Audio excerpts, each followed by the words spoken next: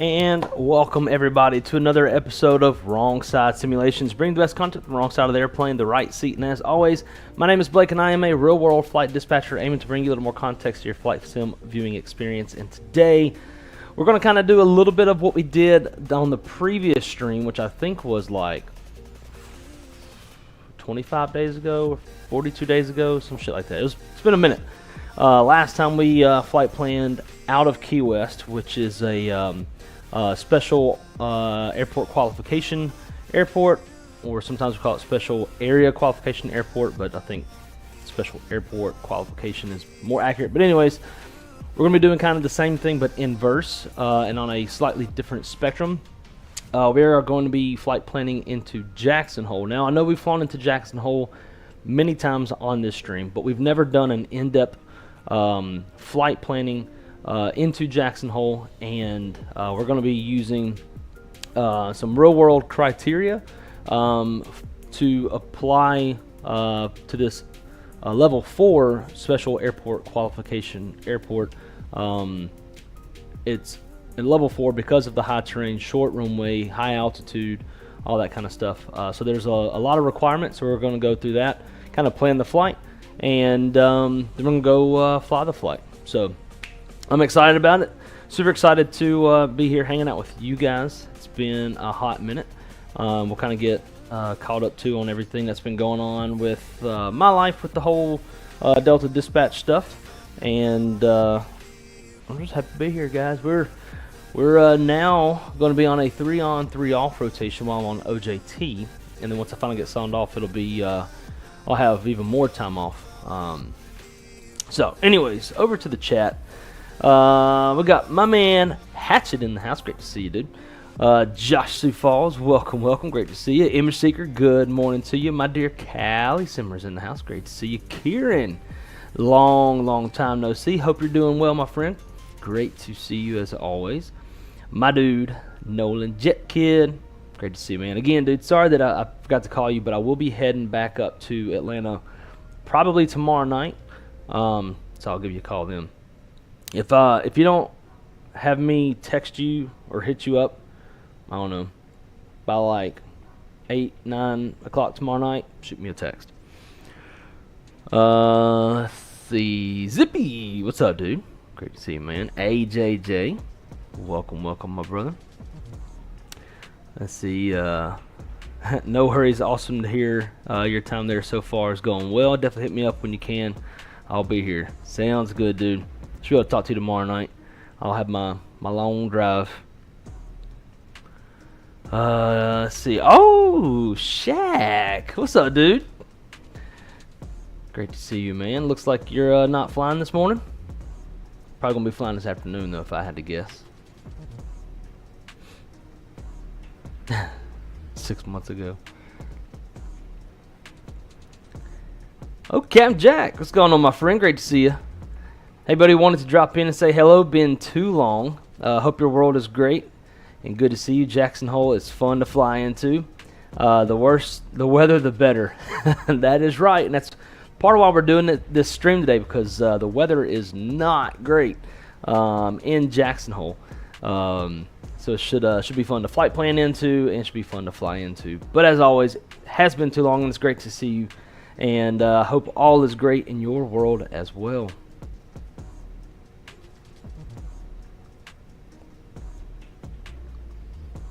Just been lurking? Hey, there you go. That's all right. That's all right. But it's always good to see you, dude.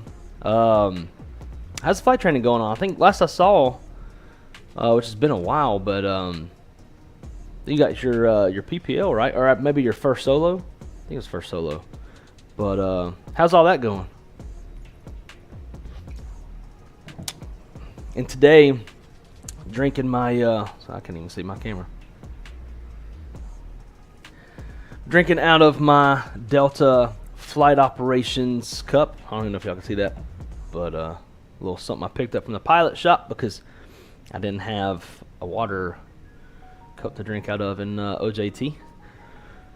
So, let's get to it. Like I said, we're going to be doing a little flight planning today. Last time I took forever. I'm going to try not to take too long on this one. In some ways it's more complicated, in other ways it's less complicated, so hopefully it doesn't take too damn long to get this flight planned. So I'm going to cut my face off, and here we are. Get that out the way too. Alrighty, so today we're going to be operating Delta Airlines Flight 2282, which should be leaving in the real world in the next few hours. I believe it departs at 11 p.m., or correction, 11 a.m. Mountain Time. Salt Lake Jackson Hole, and it's just kind of just the plain Jane, throwing in the flight number, city pair. Everything else we'll need to fill in. So before we dive in deep to this, let's go through our some of our company charts so that we know what special criteria that we'll have for this airport. So The main things, it is a special airport qualification requirement. So there's some things that the pilots will have to do in the last 12 calendar months to make sure they are current to fly into this airport. A pre-departure briefing with flight control, which is dispatch.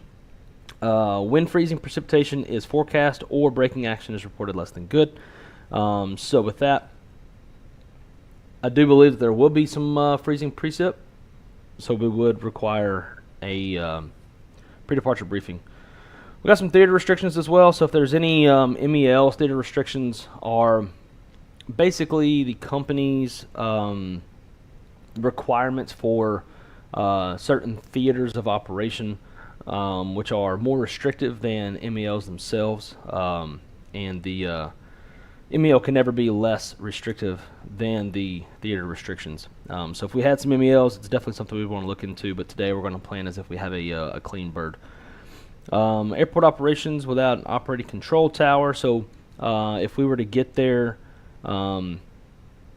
outside of tower operating hours, there are other criteria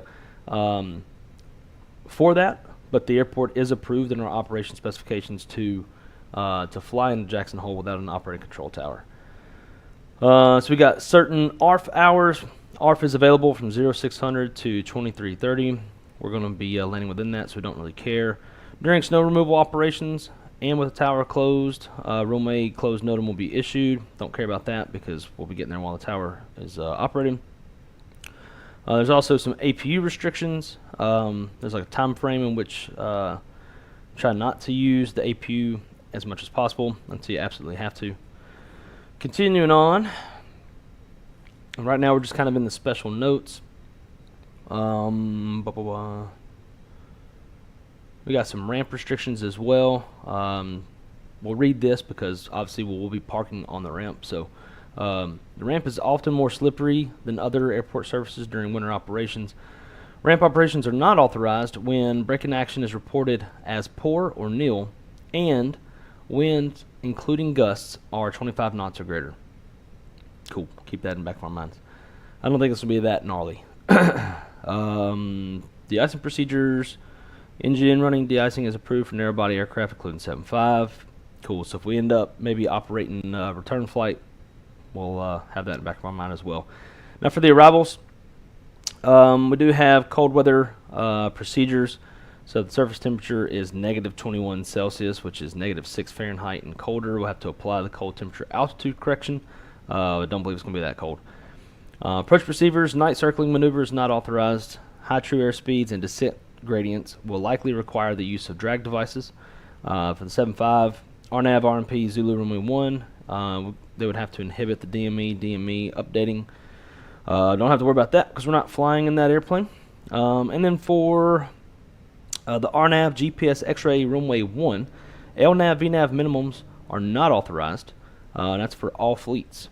Instead, approach is authorized using LNAV or LPV minimums. So this aircraft is not capable of shooting the LPV because this particular aircraft does not have SBAS or WAS. But if we were in an A220, then we would be able to shoot the LPV. But for us, it would be LNAV if we are to plan to the GPS X-ray runway 1. Let's see. ATC frequently assigns HOMVA at 14,000 feet. Cool. What else we got?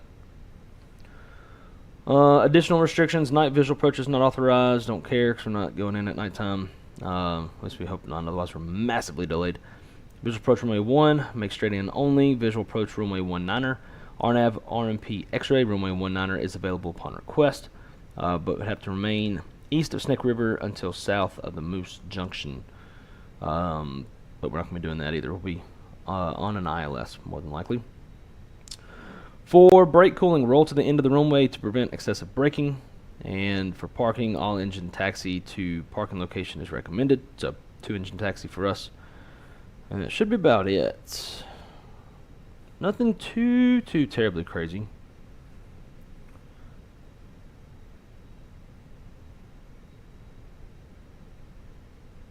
Sweet. All right. Now, we're going to plan this flight as if it is full. I believe the real aircraft has a seat capacity of 132 seats. I'm not sure what this one is, but we'll find out as we get into it. So we have a departure time of 15:10. So first we're going to look at our departure airport, which is going to be Salt Lake City. This is really small, so I don't know how much I can see it. Current wind, or current weather. Winds from the south, 20 knots, gusting 31 knots, 10 statute miles, few at 6,000, scattered at 10,000, broken 23,000, temperatures 12, 2.2, altimeter 29 or 6.2. We got some lightning distant to the north and to the northwest, and also got some virga and sea breeze distant to the northwest and northeast, showers distant to the southeast. So we got some, as we can see here, we got Salt Lake City right here. Got some pretty nasty sounding weather. I can see we've also got some severe, moderate to severe turbulence. So that's less than great.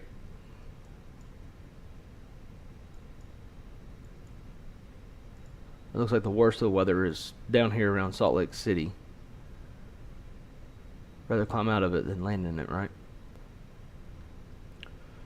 And this is also talking about got a convective FPG flight planning guidance area. So the coverage is scattered to broken with tops. The max tops are 40,000 feet with average tops 35,000 feet. So we'll probably be bobbing and weaving around some of this stuff as we climb out. A couple more PIREPs. Severe turbulence reported by 737-800 during descent. That's not good. And that's the same. Looks like they duplicated that. Alright, so for the TAF at our ETD, again, we're departing at 15:10.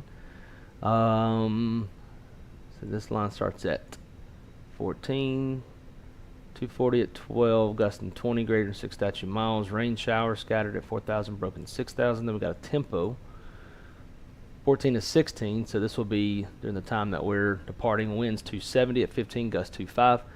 So that's going to be a straight crosswind for the most part. And then after that, the next line's at 16:30, which we'll be out of here by then. So we'll definitely want to look at that crosswind component, check our aircraft's max crosswind component for takeoff, which should be in the 30s. Now let's look at Kjac. Current weather in Jackson Hole, light winds, 220 at 3, 7 statute miles, light snow, few at 3,200, broken 4,700, overcast 6,000. Temperature is 0, dew points -1, and then altimeter is 29 or 6.2. And then no crazy remarks like we had. The flight's roughly 40-ish minutes, so if we depart at 15:10, I'd say let's just call it an ETA of 1,600, otherwise I got to go generate the OFP to look at the ETA. So with a 1600 Zulu arrival, we'll start here in this top line. So we're looking at an hour before, an hour after ETA to determine if we require an alternate or not. So in this first line, winds 180 at 10 knots, 6 statute miles, moderate snow. That's less than great for Jackson Hole. Scattered to 2,500, broken 4,000. We also have a tempo 14 to 1,700. In that tempo, we got 1 statute mile, light snow, scattered at 600, overcast at 1,000. So that's so you got the moderate snow prior, and then tempo of light snow. So we could have some snow accumulation. So hopefully they're sweeping the runway. And then hour after, which would be 17Z, this line starts at 17Z. Winds 200 at 15, gusts 25, 2 statute miles, light snow, scattered at 800, overcast 1,500. All right, so we definitely require an alternate. The 1, 2, 3 rule is hour before, hour after ETA. If you have less than 2,000 foot ceilings or less than 3 miles visibility, then you require an alternate. And at our ETA, we got 1 statute mile. On the ILS runway 19, the minimums are 3/4 of a mile. So our visibility is above minimum, so that's a good thing. When I was planning this stream, the viz was forecast at half a mile. So we would have had to applied a special exemption to be able to dispatch. It's called the conditional language exemption. Tempos are conditional language, whereas the from lines are main body. So if you have visibility in conditional language that is below your published minimums but not by more than half, then you can dispatch so long as we have two alternates. The first alternate, we can kind of have the same thing, conditional language, where it can be below mins but not by more than half, and that applies to both the ceiling and the viz. Then our second alternate has to be completely solid. But again, since our viz is above minimums, we don't have to apply that exemption, and we're good to go. Main body, 6 miles, 2 miles, cool. So good there. All right, so we definitely want to carry an alternate. And we need to throw a route in there too. So we'll just grab what SimBrief has. Throw this in. Let's see.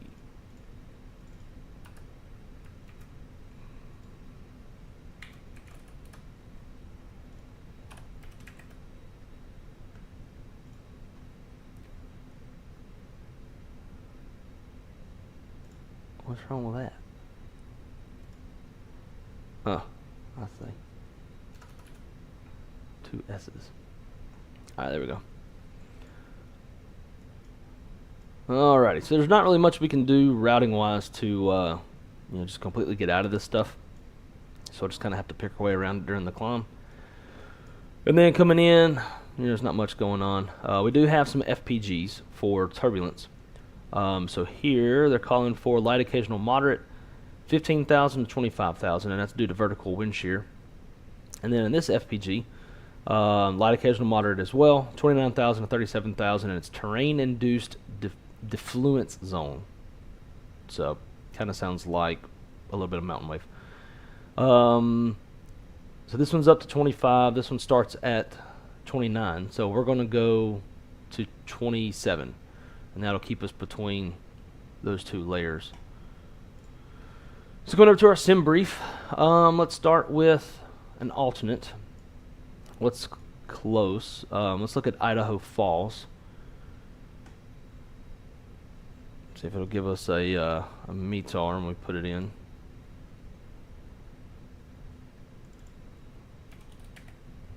Because coming back to Salt Lake City doesn't sound great, right? With all that weather that's nearby.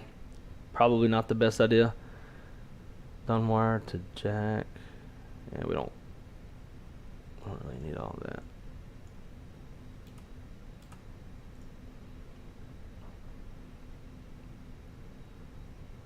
Honestly, I don't even need Dunwire either. I'll just do direct. Cool. Now give me the weather. Alright, so weather at our ETA. 1 statute mile, light snow, mist, scattered at 400, broken 800, overcast 1200. Not the best. Possibly legal. Well, actually, we would get there after 16 Z. So if we're getting to Jackson Hole at 16 and we carry, let's say, 30 minutes of hold fuel, that's going to make our ETA at least like 16:45. So the 30 minutes of hold plus the time en route from Jackson to Idaho Falls puts us around 16:45. So at that time, winds are 220 at 25, gust 35, greater than 6 statute miles, vicinity shower, scattered at 800, broken 15, overcast 25. Definitely better, more than likely legal. I'd want to look at that crosswind component and look at the runway configuration. Maybe there's something that's a little bit better. Maybe like Twin Falls, although that might be a little far.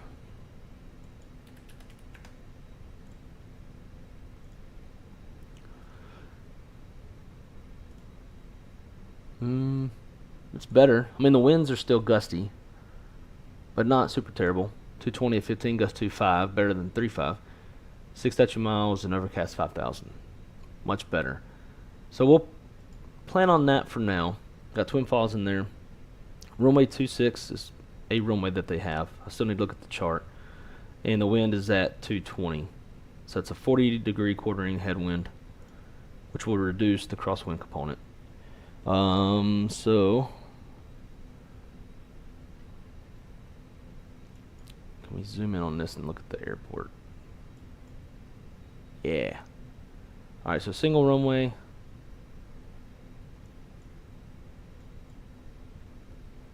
Should be an ILS based off the runway markings here.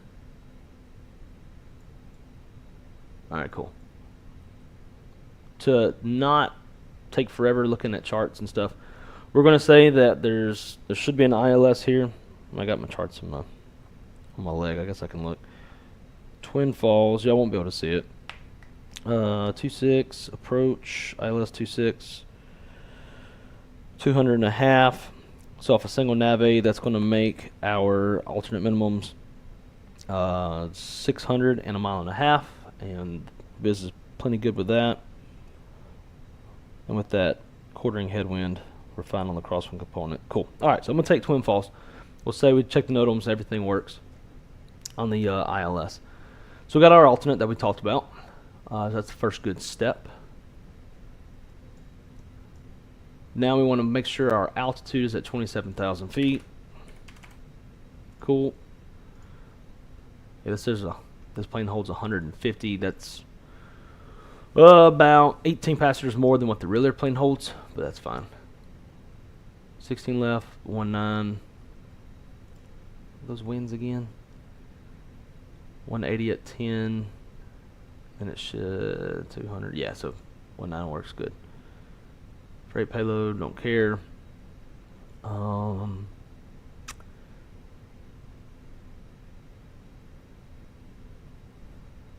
What I don't like about this is I don't have a way to see my weight margins unless I switch to a different OFP.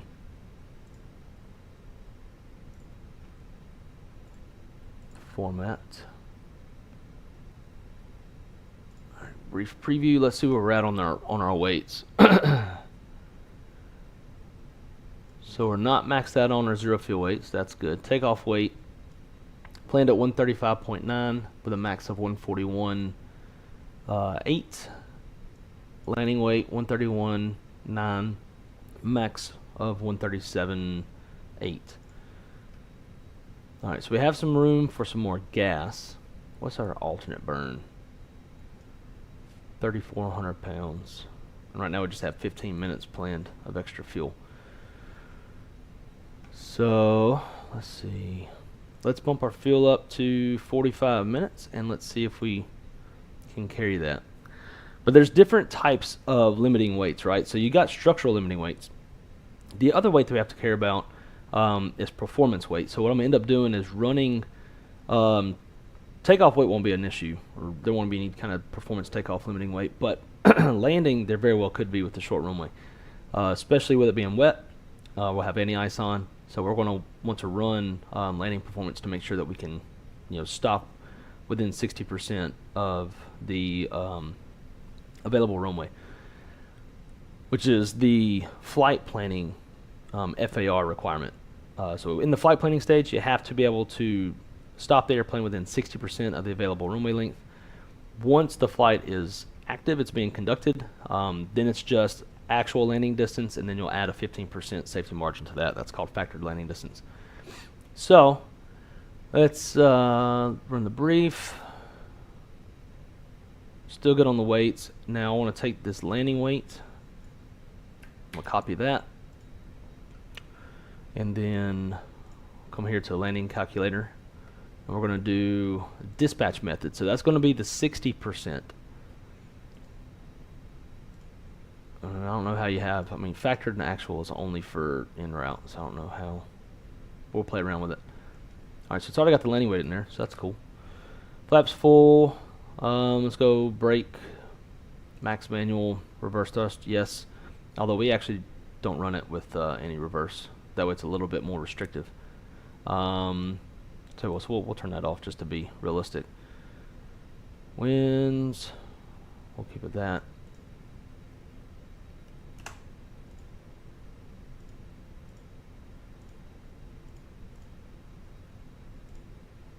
Alright, let's see.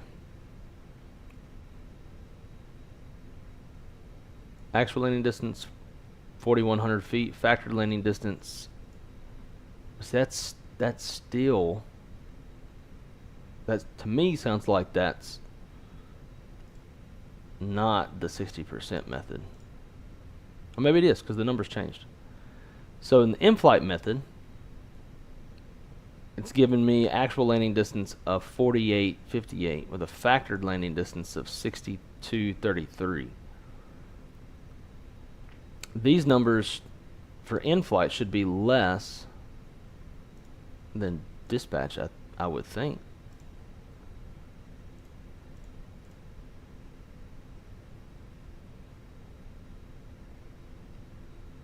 Huh.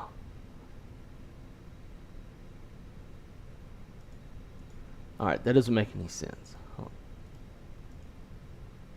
Yeah, this is... something's off, because when we go to factored distance... Actually, let's start with actual, which actual and factor is not even a thing in the flight planning process. But actual landing distance, 4097. Factored landing distance, 6842, right? When I select the factored landing distance, the distances themselves, the top two numbers don't change. But the actual distance margin puts me in the negative of negative 542 feet. So how is that when these top two numbers... I don't know, that just doesn't make sense. Unless it's adding 15% to the... Nah, I don't know. That doesn't...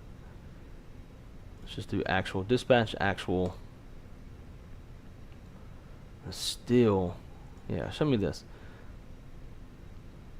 Choose how the factored landing distance should be calculated. The dispatch method applies a 60% dry runway or 92% wet runway margin to the actual landing distance. The in-flight method calculates a 7-second flare time from threshold to touchdown plus an additional 15% safety margin. Okay, so that's the 15% we were talking about. This should be 60% for dry runway, and then for wet, add an additional 15% to that. But they do a little bit different. So we want dispatch method and then actual, and that tells us that we can stop on a wet runway.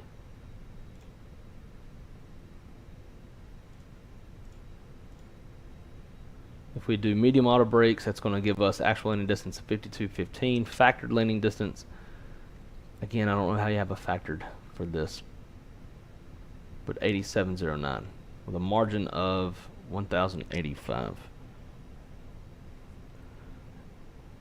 Looking at the chart, then okay. So the entire length of the runway in Jackson Hole is 6,300 feet. This says I have a factored landing distance of 8,700 feet. That's way longer than the runway. That don't make no sense. So we don't have a factored, so we'll ignore that. So 92% based off of what this is saying would be 52.15.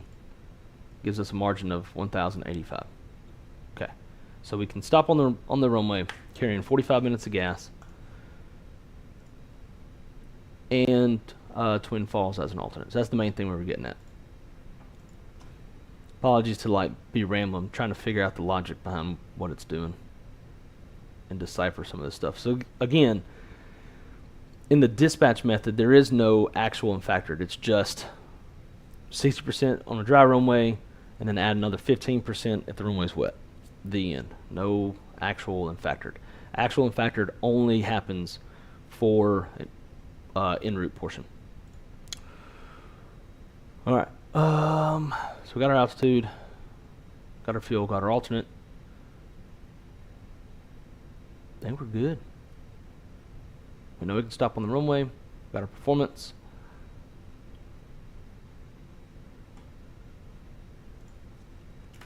I'm going to give a cost index of 25. 1.6 left on the 1.9. Alright, preview this.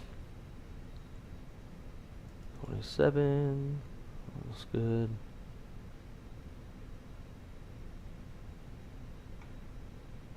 Cool. That's some remarks and call it a day. Plan flight level 270 for best rides. Light, moderate turb. Forecast flight level 250 and below, as well as flight level 290 and above.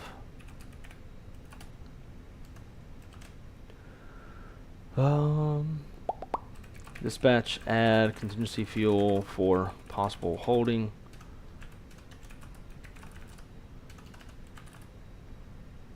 For weather or runway sweeping.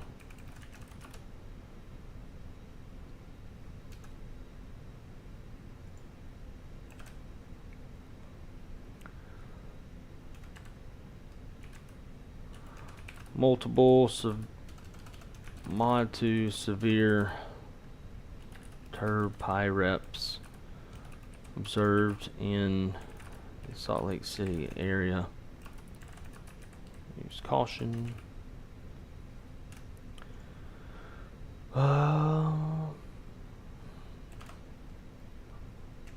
Anticipates weather deviations during climb out of Salt Lake City around isolated convective cells. Cool. Didn't generate like we're going to send it.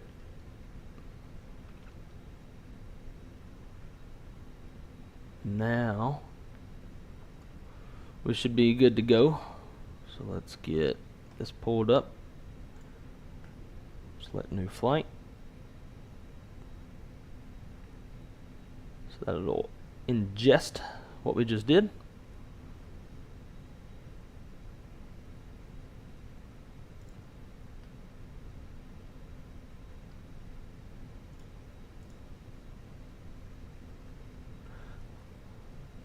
And you know what? Hang on one sec. Let me fix this. Face camera. What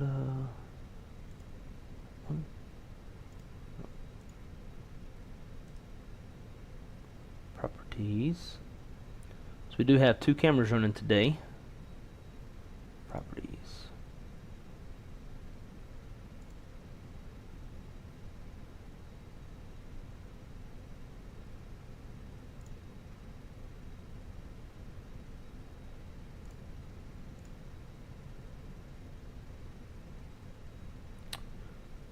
What stinking camera is on?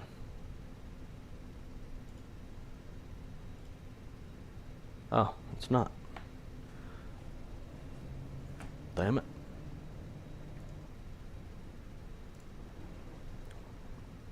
Hang on one sec, guys.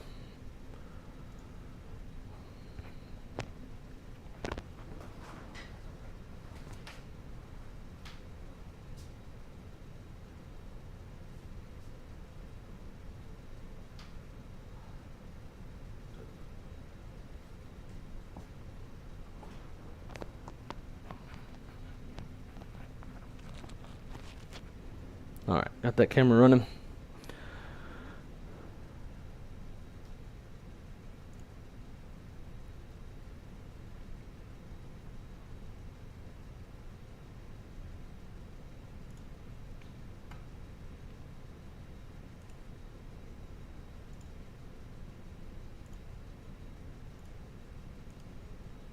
Just bear with me.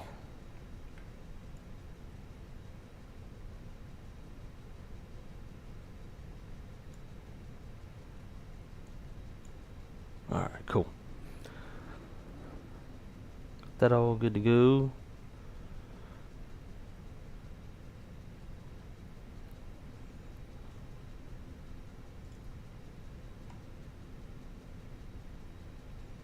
You know what? We didn't check NOTAMs for Jacksonville. Let's at least do that. Otherwise, like, are we really being realistic?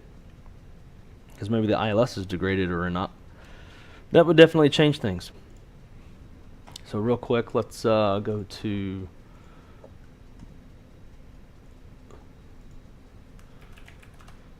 Jackson Hole, see what they got going on. I'm going to sort by class, and then I'm going to look for runway 19 to start.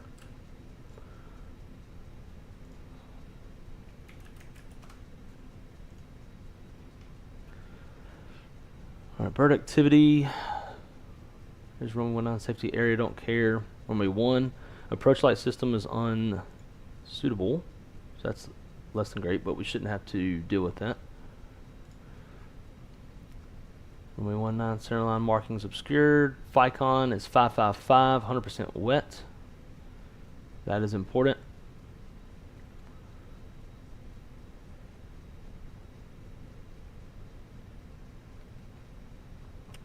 Runway 19 RNAV GPS Zulu.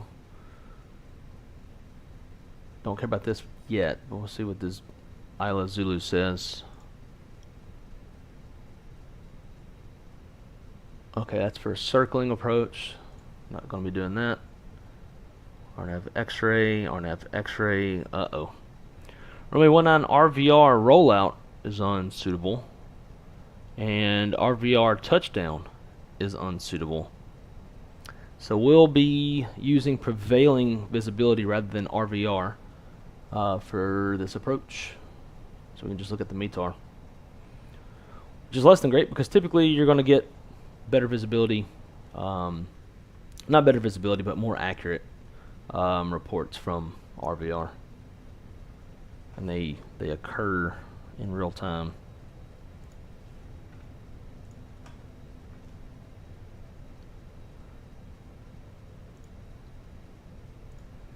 All right, boys and girls, well, appreciate y'all sitting with me through that. So just to kind of recap our requirements after we've planned the flight. So we do know it's a special airport qualification. Pilots are current and good to go on that. We do need to conduct a pre-departure briefing due to the freezing precip. No issues with the theater restrictions because we don't have MELs. We will be landing during the tower operations time as well as ARF. We'll try to keep our APU, when we're there, try to keep our APU from burning for more than 45 minutes.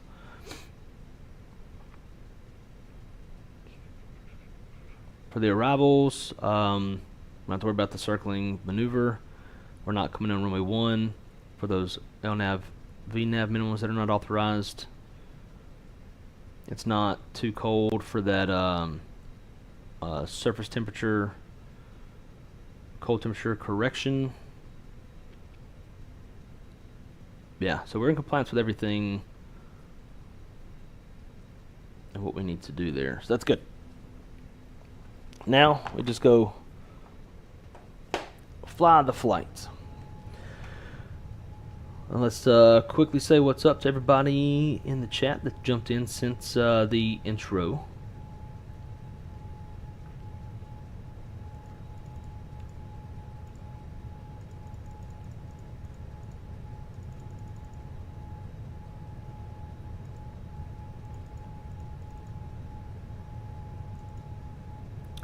Let's see. Yeah, Salt Lake to Jackson is a fun route, and Dodging Mountains did this route a couple weeks ago with Charlie 31. Yeah, Captain Jack, this is probably my favorite route to fly. Nice and short. Obviously, some good scenery on the way. Some challenges to contend with. I absolutely love flying this route. See, Kieran said I haven't started the actual flight portion yet. Just in the prereqs here. Gotcha. Okay. Gotcha. JJ, hello.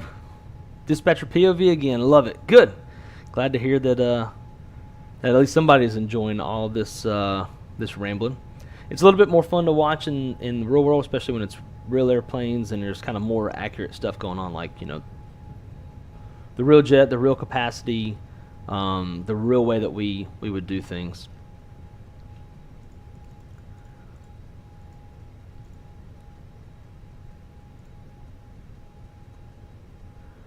Greg Eagle Sim, congrats for the new gig at the Big D. Hey man, I appreciate it. It has been an awesome 2.5 months. The culture at Delta is just top notch. Everybody is happy, friendly, welcoming. The tools that we have are great. I have no complaints. Man, I have been loving it. I actually may be running over to the Spirit OCC today to visit with some former colleagues. But man, I'm loving it at Delta. What do you think about NASA going for the scenic ride out and around the moon and back? I don't know. Like, what is the overall point? Like, what's the mission with that? 'Cause it's like how many billions of dollars to send them for a quick lap? I just don't really understand like what's the point.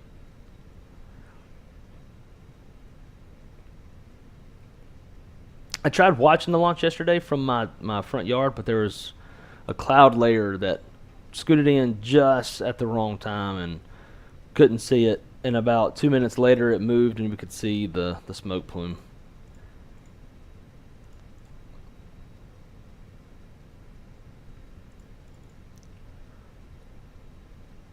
Tyler, what's up, my friend? Question: if you were in my shoes, where my dorm laundry room had a fire and you had to take your laundry to another dorm across campus, would you go to that dorm or to a laundromat? Probably the dorm. I would imagine the fire happened as a result of probably like all the lint and stuff, and I'm sure somebody, college kids being college kids, didn't remove all the lint, and that's probably what allowed for the fire. So just because it happened there doesn't mean it's going to happen if you go to the other dorm. Just make sure that when you use the dryer, make sure all the lint is cleaned out. Josh said, I'd move. Well, I don't think I can switch dorms that easily. Yeah, probably not. Damn it, that went too far. Besides, my only laundry room in my dorm is on the first floor, and there's no like 3 or 4 or 5th floor laundry rooms, which sucks. Yeah, I mean, maybe it's just easier to start going to the laundromat.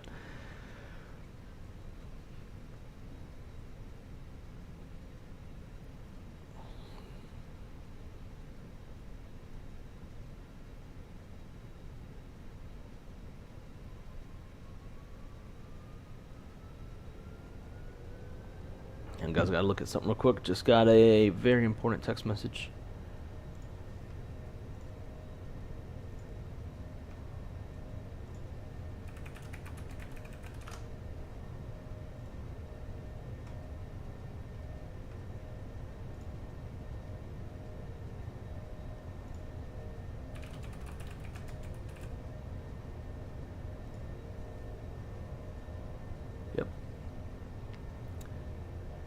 Yep, Delta just posted for flight dispatch.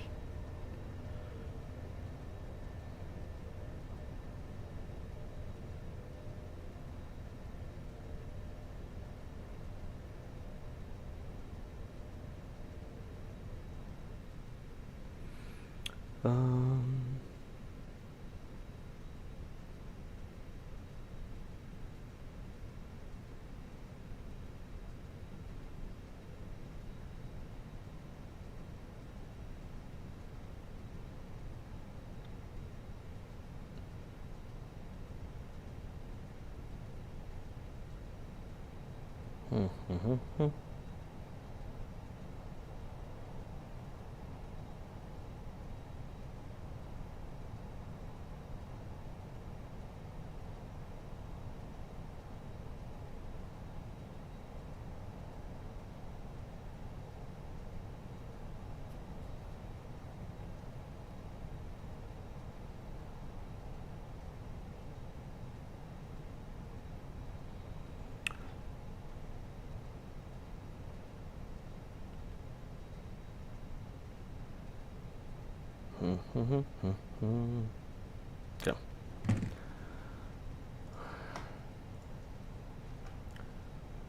Let's see. Oh yeah, we're in the chat. By the way, if any of y'all are flight dispatchers, Delta just posted externally, and this will be the last one for probably the next 3 to 4 years. So if y'all want to apply for Delta Dispatch, go apply. I always learn something new from your rambling. I like that. The mission, god dang it, this chat thing is moving too fast. The mission is to test because we eventually will be landing on the moon. So much science to be learned there, especially since we have way more tech than we did in the 70s. Okay, that makes sense. Delta Tango, what's up, my friend? Great to see you. Looks like I tuned in just in time for valuable laundry advice. Yep, that is extremely valuable. My friend, Mr. Micah Messer, great to see you, dude. Howdy, how you doing? Welcome. We're about to go fly the flight that we've just planned.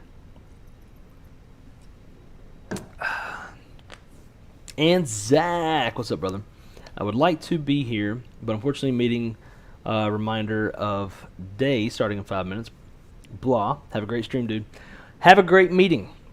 Hope you enjoy your entire work day full of meetings. I used to live that life. I know how it be. All right, guys. Let's finally get to it. Eventually, whenever I stream, I'll stop doing the flight planning, and we'll just fly, because I'm sure y'all probably get tired of all this. We've been live for probably damn near an hour now, and we're just now getting to it. They do training programs. You talking about Delta, or are you talking about NASA?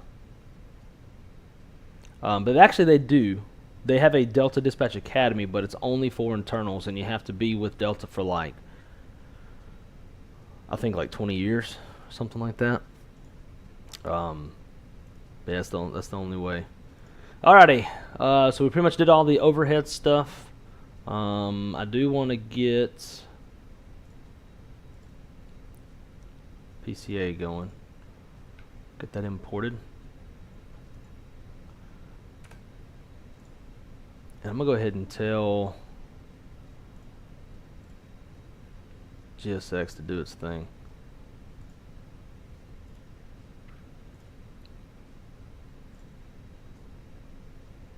And why did that shut off?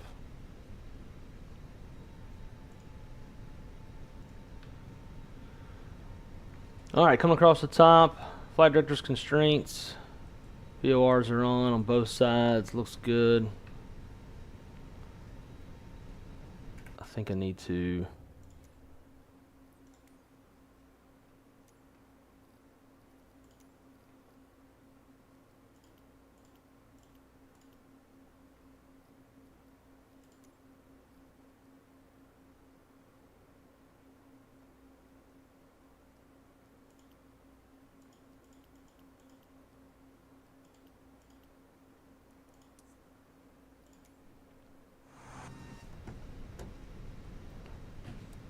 Cool. That looks good.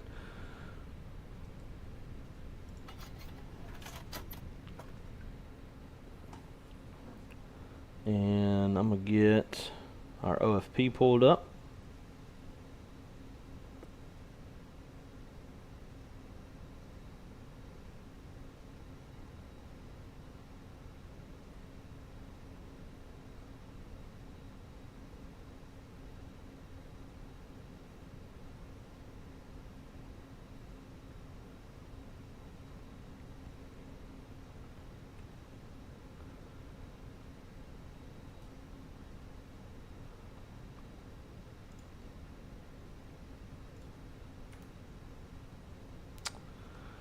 What? It's always something.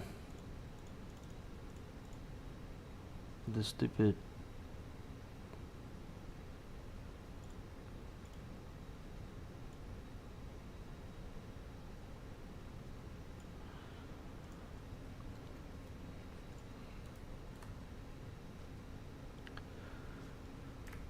Alrighty, let's get after it. Going to initialize over on the captain side real quick. This is my first time flying the sim since the last stream, so I might be a little rusty on some of this stuff. Got GPS primary, so that's good. Data, IRS monitor, got 3 green. GPS monitor. We're at gate Alpha 15. So I want to go to parking gate coordinates. Since the Delta OFP doesn't have an airport reference point that long like the United one does, we'll have to do it through here. So Alpha 15, looking at north 40, 47.2. I got north 40, 47.2. And then west 111, 59.3. West 111, 59.3. Perfect. Back over to data. AC status, make sure nav database is current. 19th of March into 15 April. So that's current. Init, initialize request.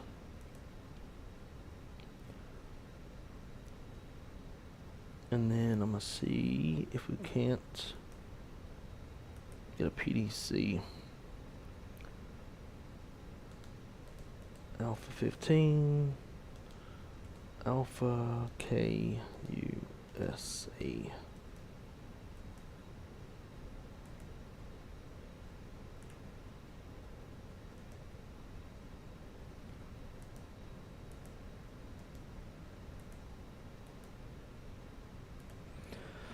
PDC's received, or the request is received. Alright, so we're Delta Airlines flight 1472.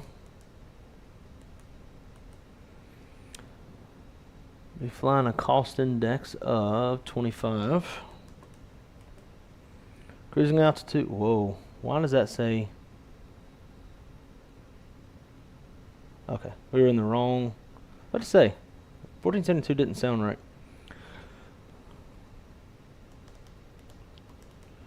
Delta Airlines 2282.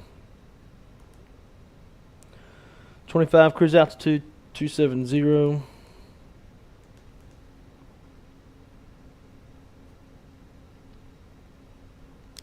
So we got ISA plus 3. So ISA is negative 38. So that's going to make that negative 35. The ground temp. Damn it, I want to change this view. It's 12.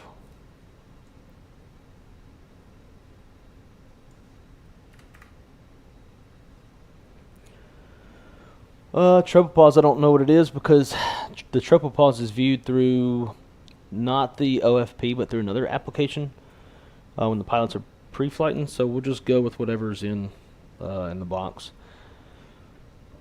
Flight plan, Salt Lake, departure. Oh, there's the PDC. Perfect. Depart Jackson, Rugged 3, departure maintain 8,000. Departure's on 120.9.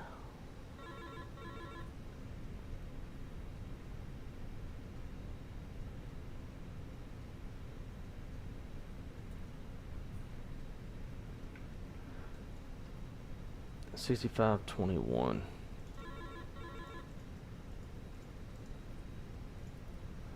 And 34 right, it says.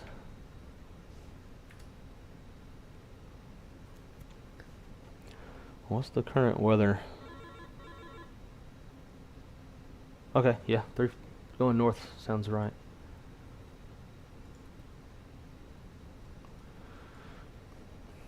Perfect time for that. 3-4 right. On the Rugged 3 departure, we're going to be in the Holter transition. Insert Jackson Hole arrival. We want the Zulu. It's 19. No star. Approach via. We're going to go via Moss. That's what ATC prefers. In the real world. Insert that. Shouldn't have any other discons. Perfect. Secondary flight plan.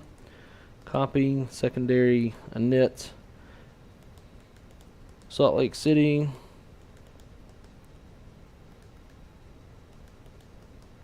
Salt Lake City.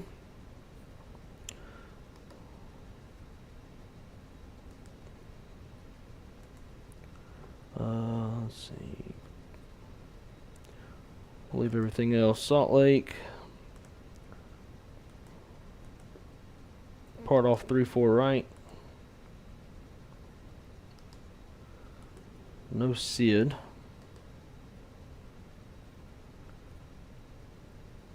And then I'm gonna see if I have engine out procedures.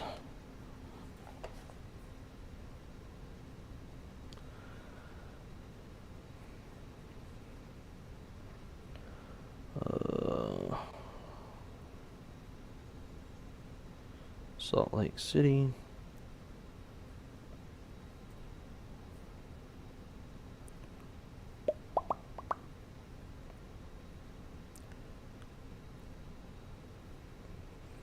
Nope, looks like there's only engine fail procedures, or engine out departure procedures if we're taking off to the south. Nothing to the north. So we'll just do a standard heading and all that stuff. Salt Lake arrival. I would come back to 3-4 left. No star. Approach via none. Secondary perf. Next. And next. QNH here's 2969. Temperature is 8. I wonder why the airplane's saying 12.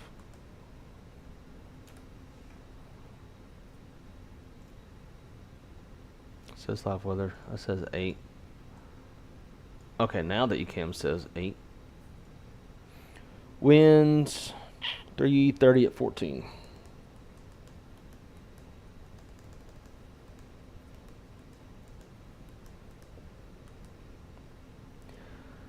Minimums if we need to come back.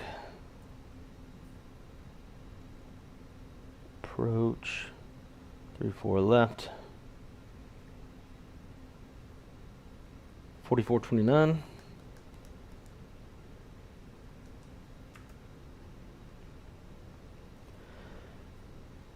Rad nav, we'll just leave. We'll leave that in auto. The NIT, get our winds, wind request. Back over to NIT B. Let's see, we are planned a zero fuel weight of 123.8. We'll throw in the standard 30 for now. Taxi fuel.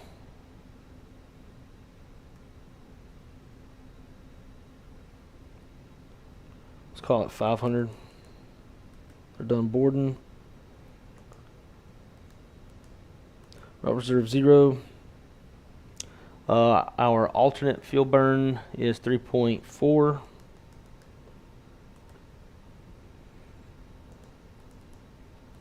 "45-minute reserve. Fuel planning. And that's going to give us, it says 10.4 at a minimum. Our block fuel is 15.6. Should be on the airplane. We'll verify once we change this view. Let's see. Perf. Next. Coming into Jackson Hole for now. We're going to throw in what they got. 170 at 4. Temperature is 1. QNH 2961.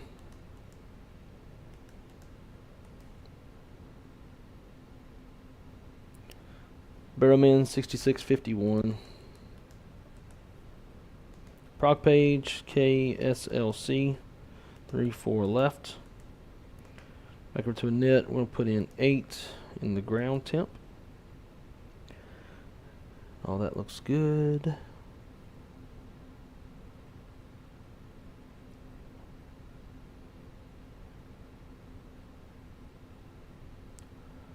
And then 2969 on the altimeter.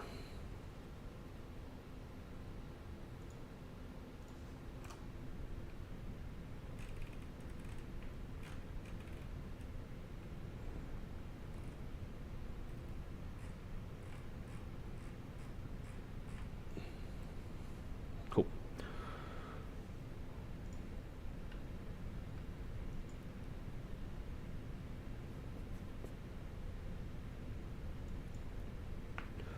Alright, get the seatbelt signs on.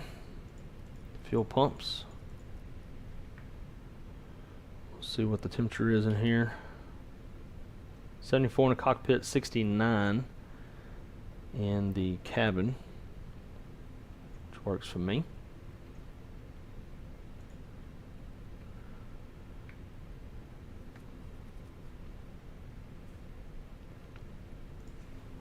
Alright, let's do a quick little departure brief. We're at gate Alpha 15. Going to be departing off runway 34 right, so we'll make a 2-engine taxi over to 34 right.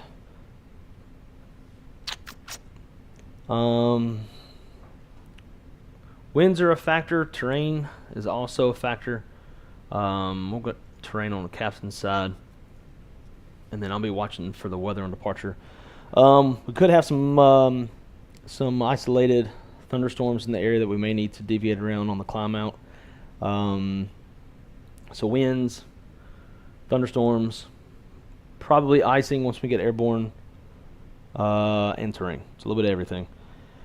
Below 80 knots in low speed regime. It'd be my decision to reject, complete stops at the parking brake, call the flight stations, analyze situation, or call for any ECAM actions or emergency factors checklist as required. Above 80 knots in the high speed regime, we'll abort for engine fire or a fire of any kind, engine failure, level, wind shear, anything that makes the flight the aircraft's unsafe for takeoff. At V1, pop an engine, we're going to go fly him.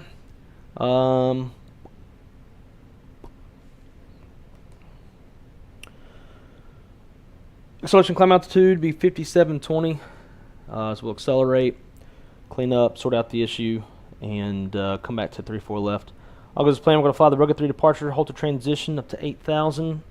Departure frequency is 120.9. And if you have any questions, throw it in the chat. And I'll probably see it once we're halfway to Jackson Hole.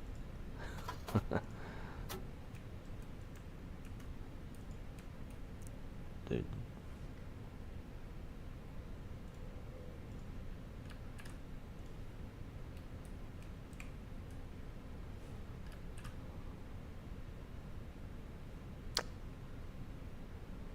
Yeah, whatever.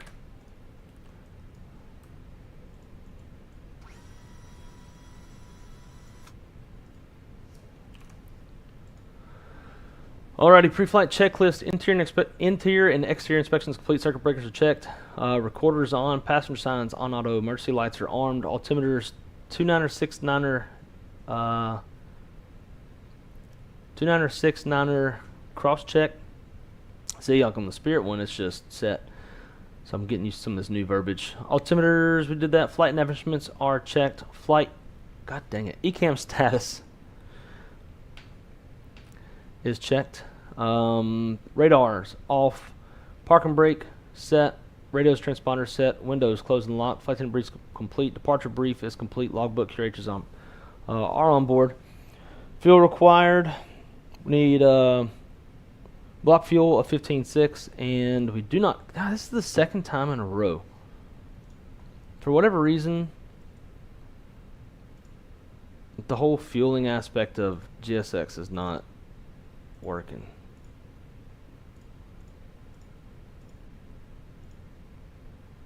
Bro.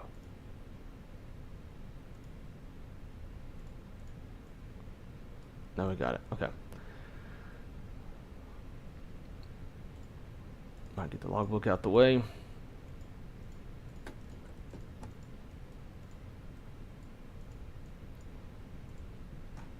Got a fucking line of shit over here.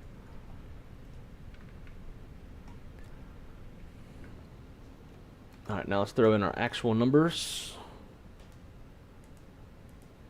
Load sheet. We have an actual zero fuel weight of 123.8, which is what we have in the box, with a zero fuel weight CG of 30. Perfect. Don't have to change nothing. Accept that.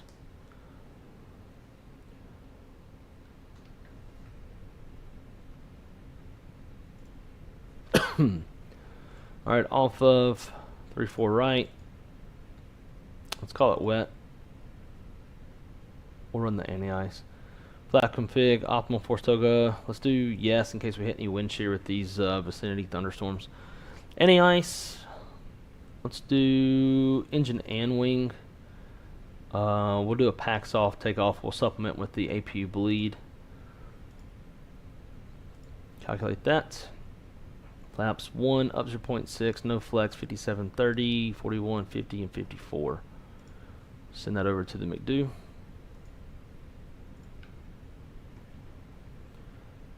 Make sure that all moved across, and it did.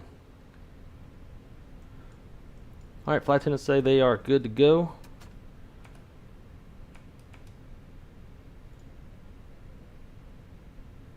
I keep forgetting, like, I don't have to do any of that. Like I said, I'm rusty, it's been a minute. AP bleeds on, disconnect ground power. Beacon on. Pre-flight checklist, doors closed, flight deck door closed and locked, transponder is in auto. Pushback checklist is complete.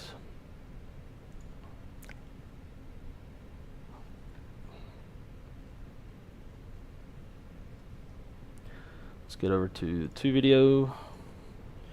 And ground is 121.9.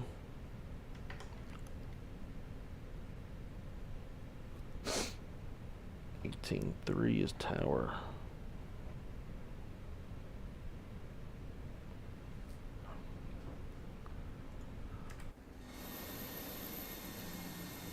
Dude, like nothing happened.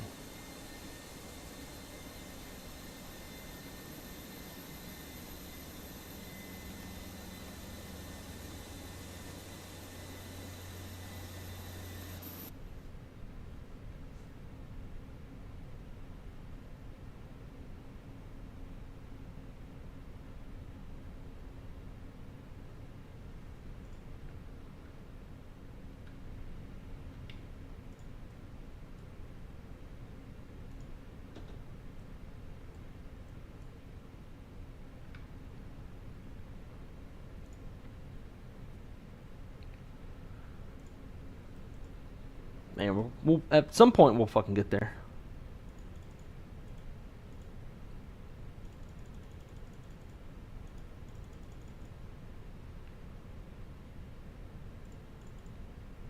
Definitely too stupid for NASA. No, man, I've got friends that left airline dispatch and went into space programs.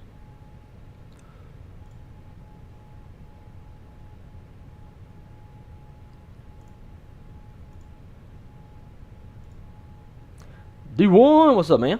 Howdy, y'all. Got my coffee and trying to get my flows down. And oh my God, good luck. Enjoy. Not for me. Sold our business of 27 years and going into teaching. Wow.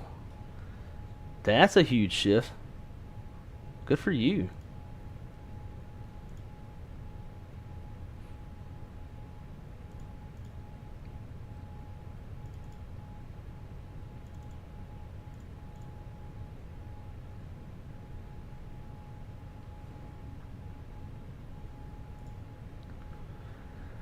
All right, let's hit up ground. Hope if I have my charts pulled up.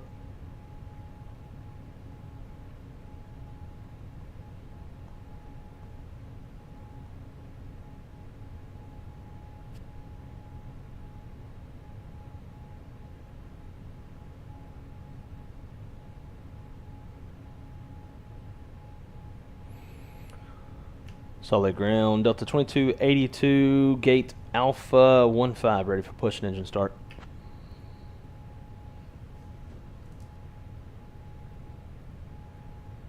Delta 2282, Salt Lake ground, push and start approved, tail west. Push and start approved, tail west, Delta 2282. So tail west, so that's opposite direction. That would be... No, he's right. So we want to go nose to the left.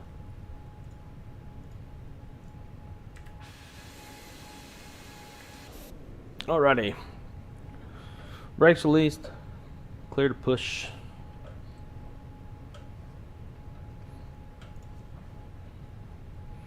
I think I'd pay good money to see you fly the TriStar. That'd be one for the ages. Yeah, I would I'd have to watch a lot of videos first to even remotely try to learn how to start the damn thing.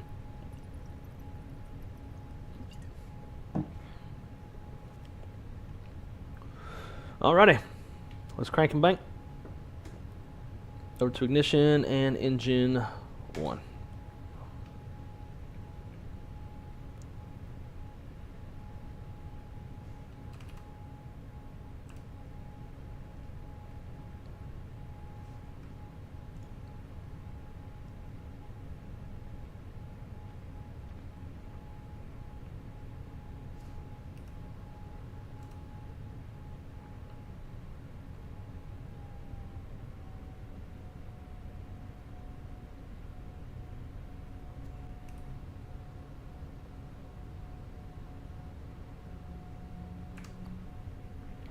Solid ground, Delta 2282. Are you aware of any departure delays getting out of Salt Lake City? Any like miles in trail or anything to deal with these isolated thunderstorms that are nearby? Brake set, clear off, headset, clear, disconnect. Look from the panel on the right side of the airplane. Delta 2282, no current departure delays reported. Thunderstorms are isolated, so minimal impact expected. Safe travels. Understood. We appreciate the info, Delta 2282. All right, rolling 2.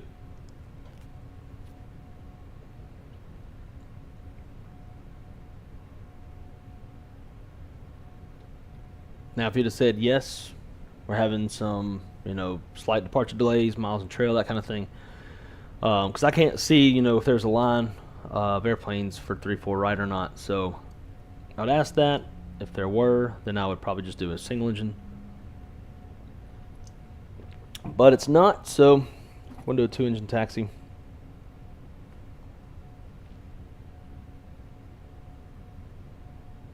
What is this? Got some new stuff on the charts I'm not used to seeing. Alright, good start on 2.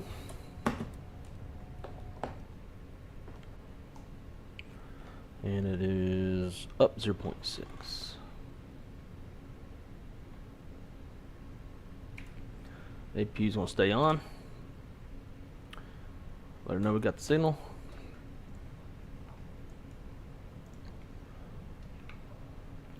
At a start, yellow electric pump is off. Anti-ice. If I can get that on. NAS is off. ECAM status is checked. App starts complete. Tax checklist. Flaps 1, 1, 1 plus F. Takeoff speeds 141, 150, 154. Thrust. No flex. Or toga. I don't know which one they would say. Where's the rest of it? Trim up 0.6. Flight controls. Full up. Full down. Neutral. Full left. Full right. Neutral. Rudder. Full left. Full right.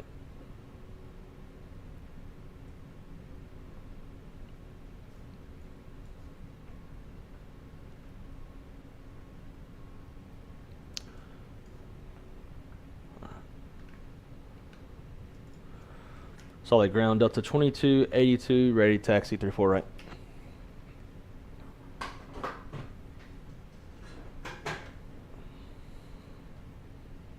Delta 2282, runway 34 right taxi via 2 west south, 2 east south, Golf 6, Hotel, Hotel 1.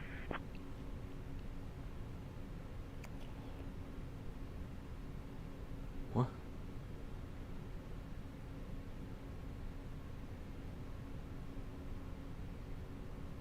Oh, I see it.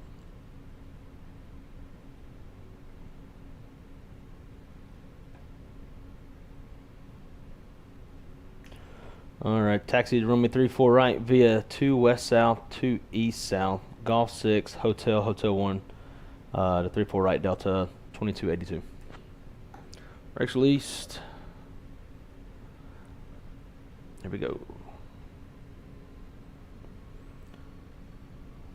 First sim flight in like a month.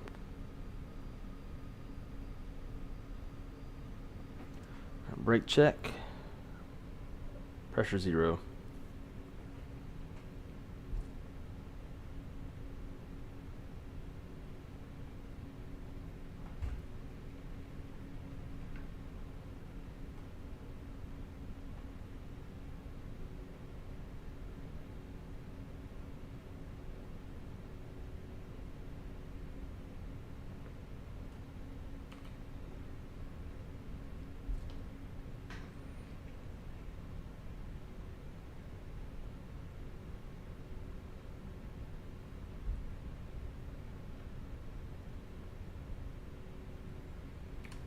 So we'll just do engine.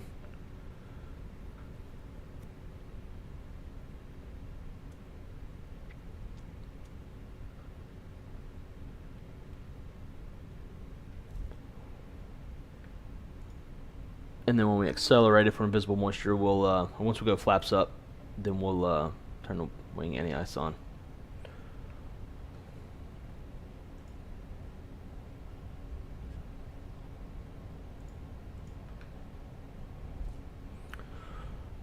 All right, little nav brief. Departing from runway 34 right on the rugged 3 departure. We'll be LNAVing off the ground to our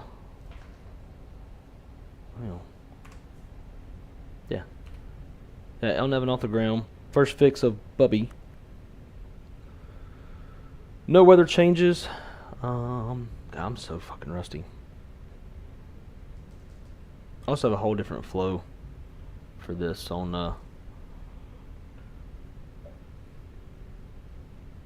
in the Airbus.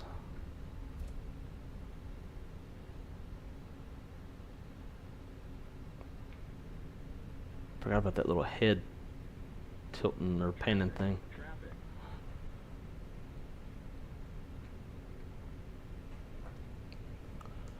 Let's try this again. Departing off 3-4 right on the rugged 3, LNAV off the ground. They might give us a heading though. So our first fix of Bubby up to 8,000 feet. No weather changes. Gross weight's 139.2. Flaps config 1 plus F. Fuels 15.4. V1 41. V2's 54.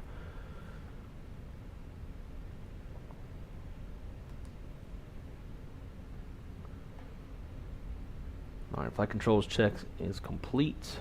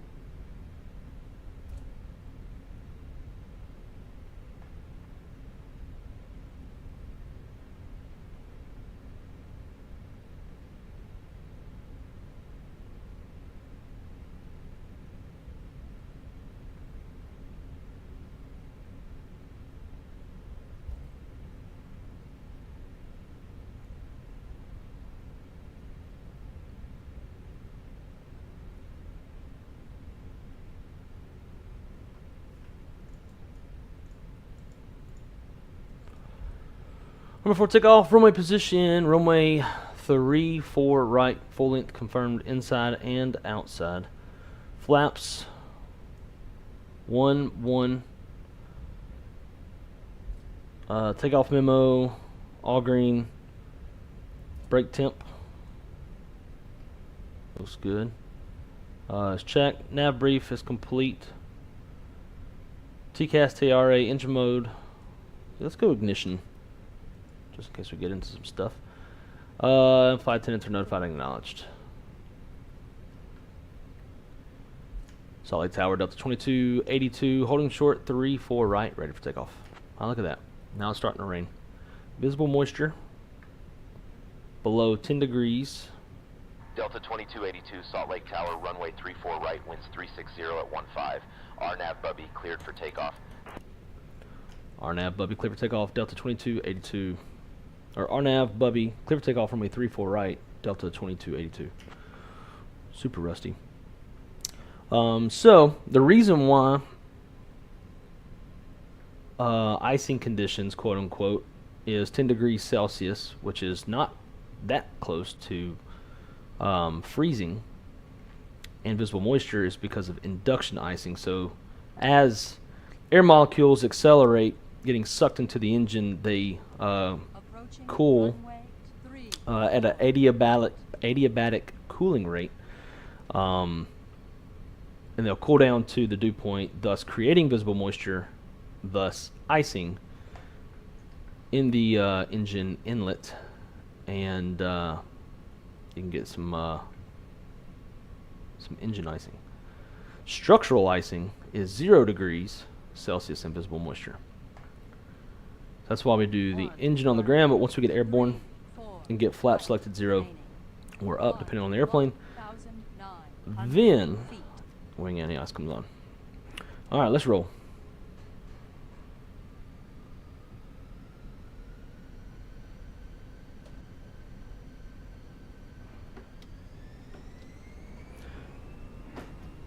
Mantoga SRS runway auto thrust blue. You know, I got the APU on because I was going to do a packs off takeoff, but I realized I didn't need to, but I still have the APU on. 8 knots thrust set. 100.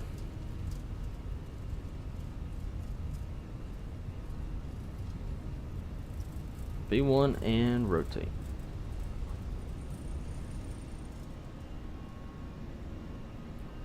Positive rate. Gear up. Nav. 400 direct lobby.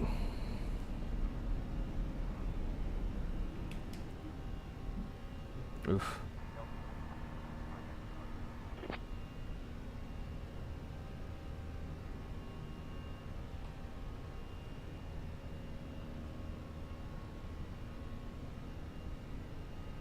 Accelerate.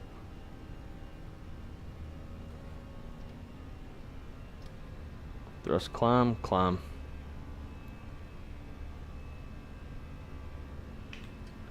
Autopilot.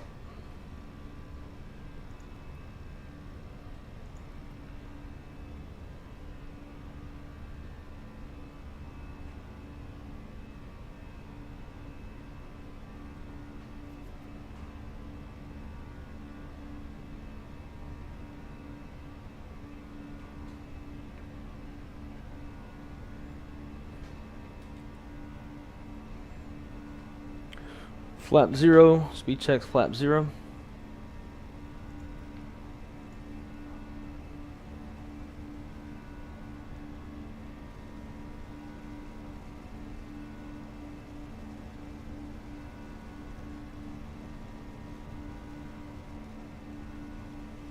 Ugh.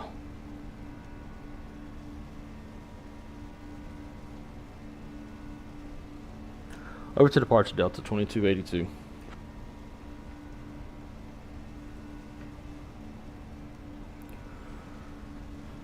Departure Delta 2282, RNAV Bubby leveling off 8,000.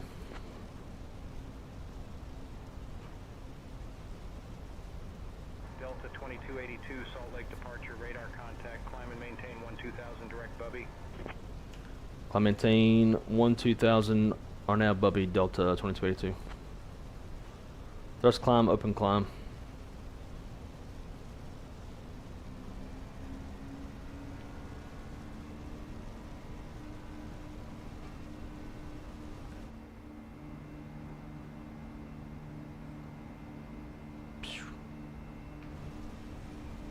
Delta 2282, climb and maintain flight level 260. Climb maintain flight level 260 Delta 2282. 26 blue.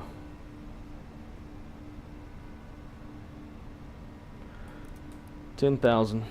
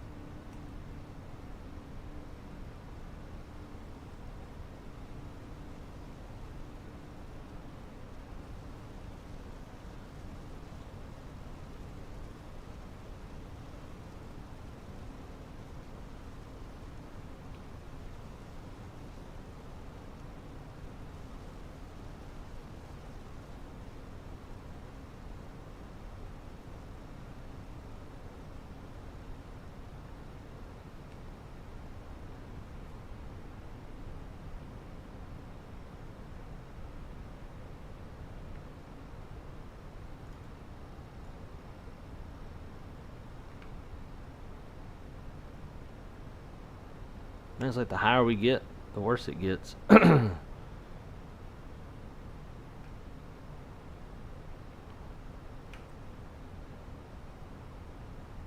Probably wouldn't want to be flying through all this red, to be honest.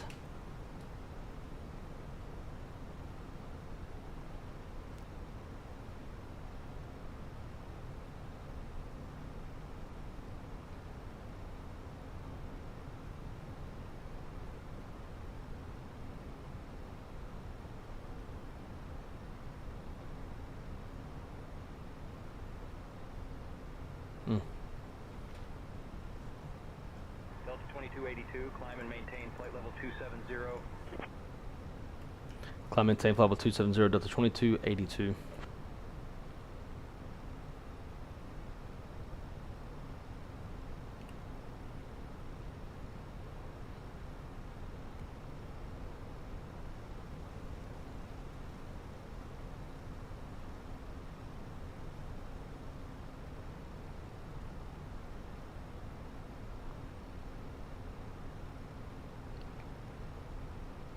Departure Delta 2282. I want to report moderate to severe turbulence from about 8,000 feet up to 12,000. Delta 2282, contact Salt Lake Center on 127.7.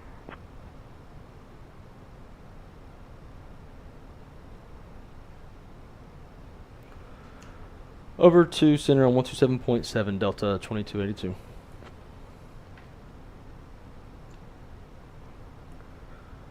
Salt Lake Center, Delta 2282, climbing 17,000 for flight level 270.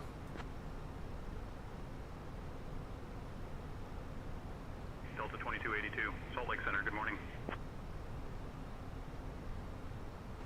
I'm going to get rid of ignition. We'll leave the anti-ice on though until we get above this little puffy stuff.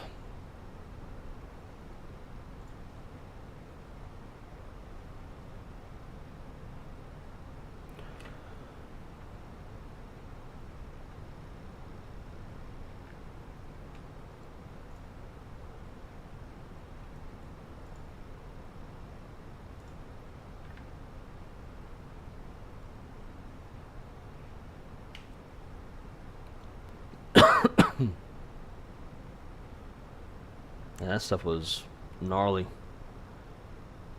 Definitely wouldn't want to fly into the red stuff. I kind of failed by not pushing out the radar further than 10 miles before we took off to see what was out there.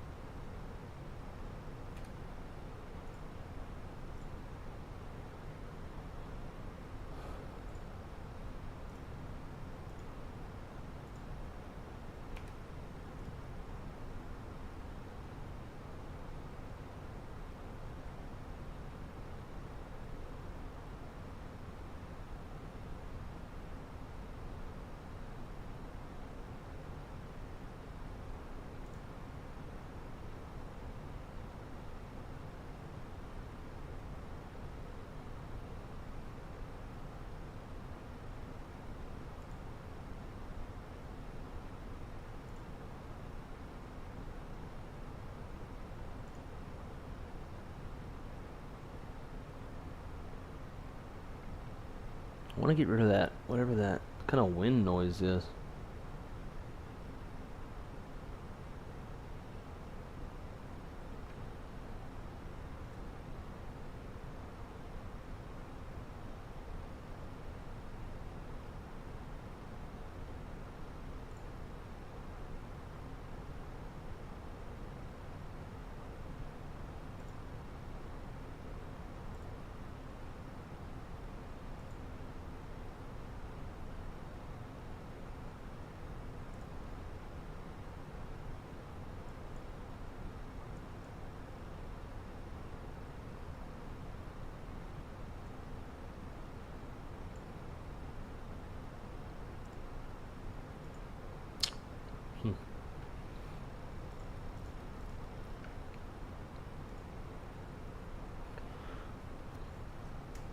All right.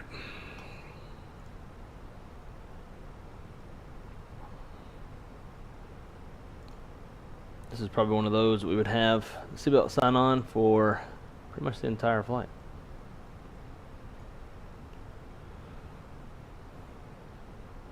What you can learn from B1 looks like he'll be flying it again today. I haven't watched any of his streams in a minute. Been so busy with training. Whew. Yeah, I'm a child of the magenta line, you know. Those retro planes do not intrigue me in the least. We're going to have a tri-jet showdown, 727 MD-11. Ah, there you go. I'd be wanting the MD-11 for sure.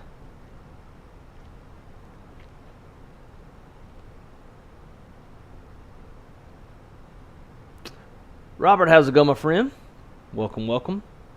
Is the initial part of training out of the way? It is. Ground school is done as of last Friday. I have done 2 days of OJT thus far, and they both went swimmingly. 2282, I'll start your descent in about 10 minutes. If you'd like to descend now, just say the word. Understood, Delta 2282, thank you. 1,000 to go. Now there was pretty much no weather or anything like that. It was, we just had some gusty winds at a few of our destinations. Like day one came in and, we got a message. Day one came in and I was planning on just kind of observing and watching how he did, certain things. But the weather was so good. He's like, you know what? Like, I want to get you like on the desk now, since like it's, you know, a perfect day for training and kind of learning your flow, figure out your flow and your visual flow and all that kind of stuff. So on day one, I worked about 8 of the 10 hours on the desk, and then day two just came in before the trainer even got there. Signed in, got everything pulled up, went through all my NOTAMs, and then we rocked and rolled, like worked the entire 10-hour desk, pretty much by myself. Had a couple questions here or there about some small things, but the trainer went to another computer behind me, and so I'm essentially dispatching under his name. So I was just working the desk as if like I was already a signed off dispatcher, and when I would send the release, then he would pull it up and look at it, and if he had any issues, he'd let me know, but never had any issues. So it went really well. Really built my confidence quite a bit, and 2 solid days of training. Even had like Atlanta was swapping the runway configuration, so there's some possible arrival delays for that. I had one dude that was somewhat close to Atlanta, so sent them a message, let them know about it, asked them to slow down if they could. And then they confirmed they slowed down, sent me their fuel on board, so I ran their numbers, see how much hold fuel we had, and sent all that to them. And in fact, at that point, the trainer he had to go take a phone call, so when he came back, I advised him, you know, of everything that happened and what I did, and he was like, perfect, man. Like, that's what I would have done. So more or less, he got a couple easy days because I just worked his desk for him.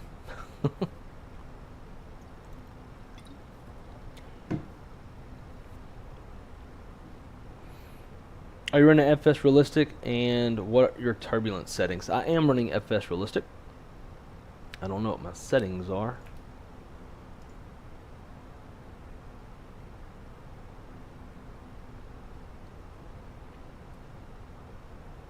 I called screensaver on to get rid of that thing.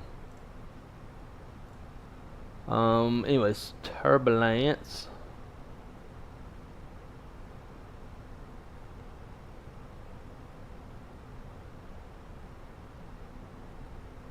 Where is it?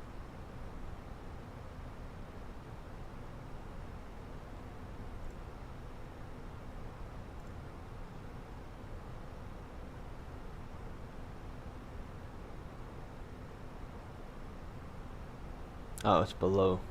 I looked at the T's and I thought I didn't see anything, but it was below the touchdowns. So yeah, Turbulence is on, sensitivity set to 70, and then intensity is set to 40. Looks pretty good though, don't it?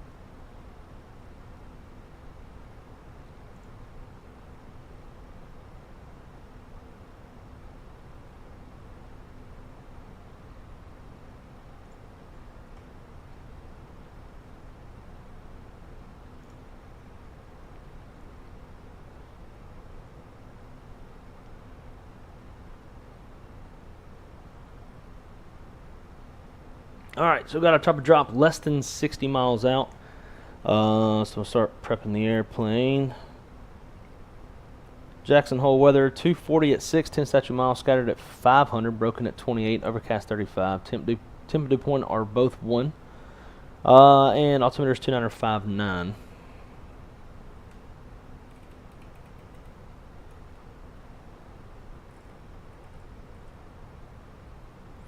That's it. Let's update the weather in here. 2959 1 and then 240 at 6.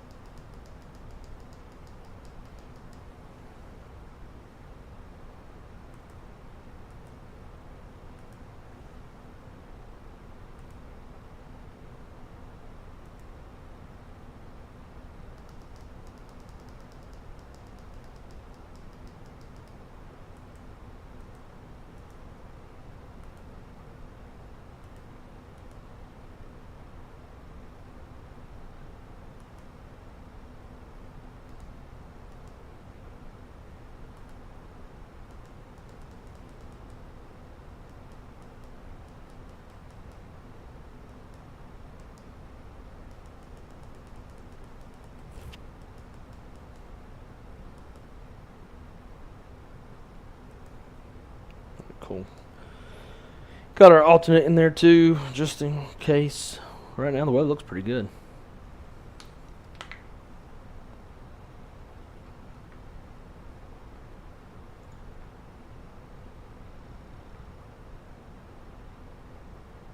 I've got a SAT of 40 degrees. It's too cold for any ice to adhere to the airplane, so we don't need any engine or wing anti-ice as we're popping in and out of these clouds.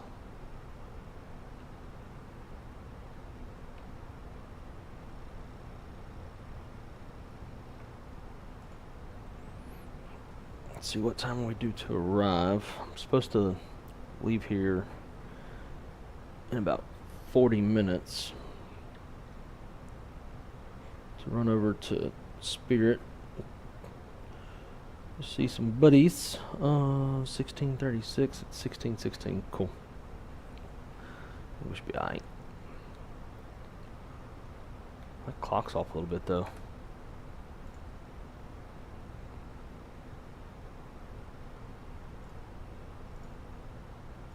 There we go.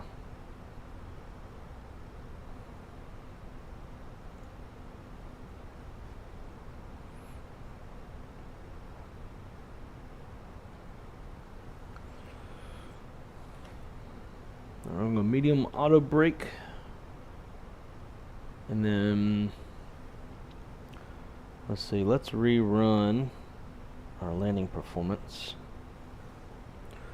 So our zero fuel weight is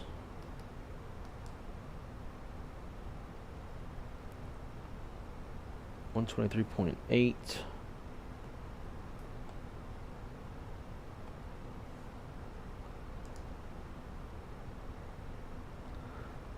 plus 11.5.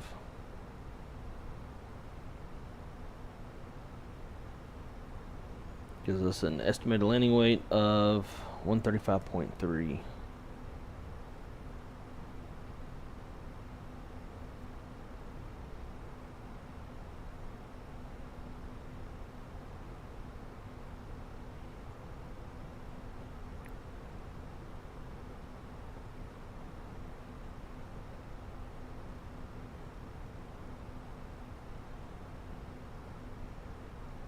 Call the runway wet, outside air temp, blah, blah, blah. Let's do in-flight. We'll do factor landing distance.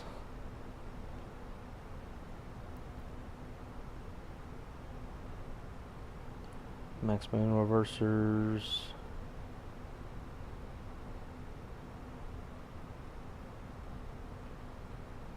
Delta 2282, when you're ready to begin your descent, descend and maintain flight level 220.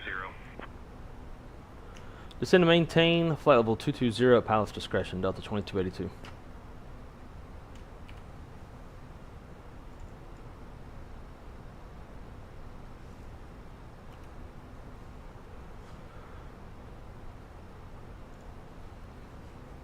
Alright, so for the landing distance, actual landing distance is 44. 2282, descend and maintain 15,000 feet, altimeter 2959er. Descend and maintain 15,000 feet, Delta 2282, and altimeter 2959er.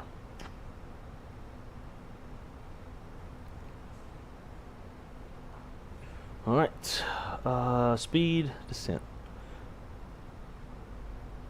Actual landing distance 4494, and then factored landing distance is 5817. 2282, I'm extending your downwind to get you down a bit. Descend and maintain 14,000 feet. Turn left, heading 025 vectors for the ILS runway 19er approach. We started down early.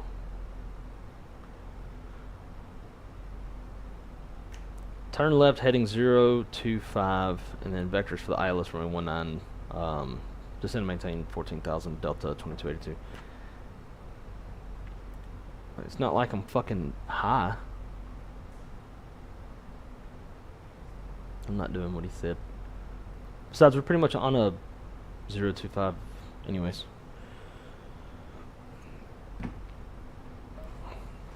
So, actual landing distance versus runway available, we got a margin of 1,806 feet, and that is with max manual braking. Factored landing distance, we got a margin of about 500 feet. If we go auto, brakes medium, this is 48.15. So then we have like 200 feet on the factored margin. Cool. So we might just leave medium unless we end up touching down late.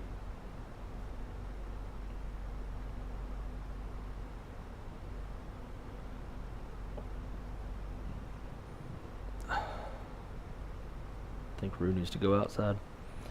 She's gonna have to wait.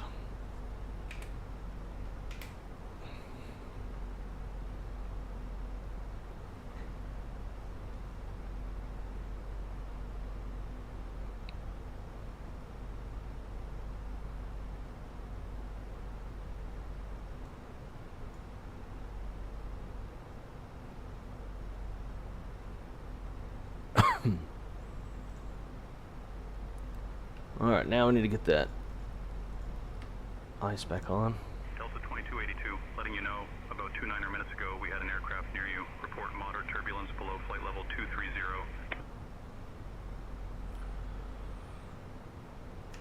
Copy that. Thank you for the PIREP. We are experiencing intermittent light to moderate turbulence since we've begun our descent. Delta 2282.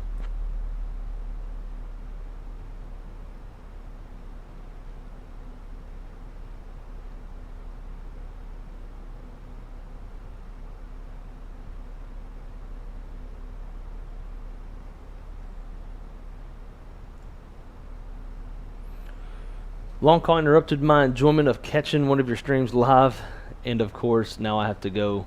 Left you another light. Captain Tango, or Delta Tango, thank you so much, my friend. I appreciate you. And hopefully I'll see you soon on another stream. Maybe, hopefully, get a stream in tomorrow. But I hope you enjoy the rest of your day, my friend. I think the packs are in the back starting to get a little sick from all the turbulence. Hey, so far, Taylor, the flight attendant, hasn't let me know of any issues.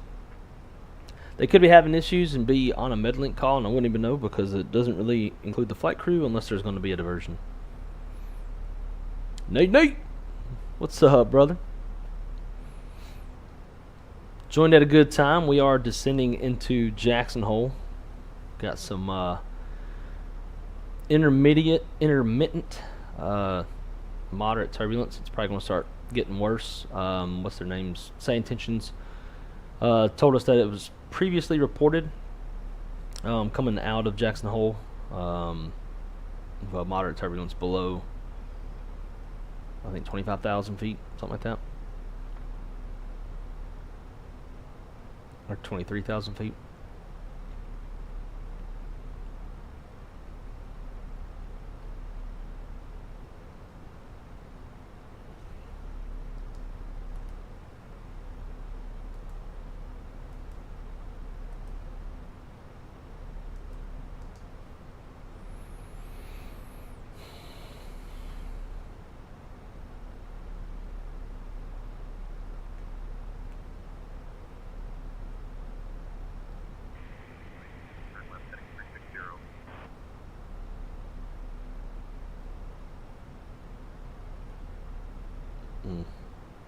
I hate Say Intentions.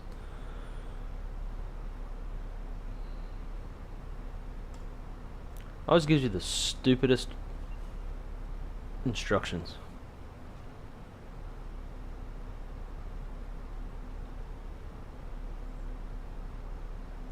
And 360 is not like the worst in this case, but in the real world, they prefer the Zulu via Moss. So that's what we're going to fly.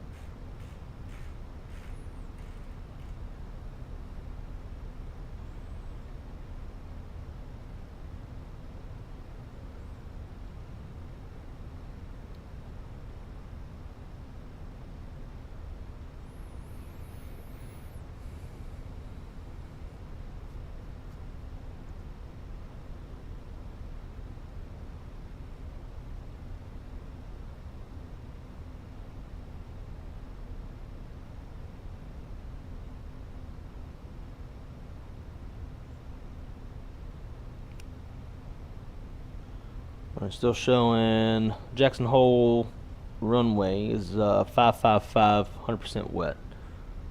So good braking action. Speed alt star. And let's take it down to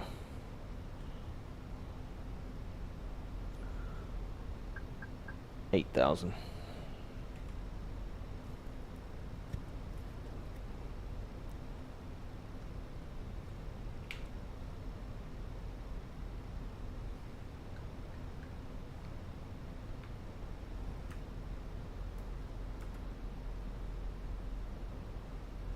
It's kind of eerie. Like there's some pretty tall mountains right out here, but it looks like nothing's there because obviously got all these clouds.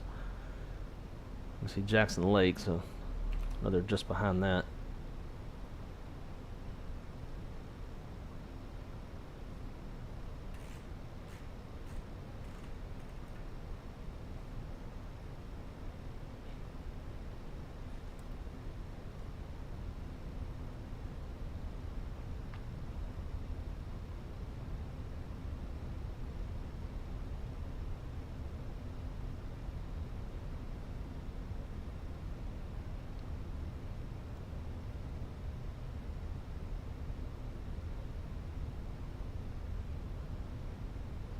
And flap some more.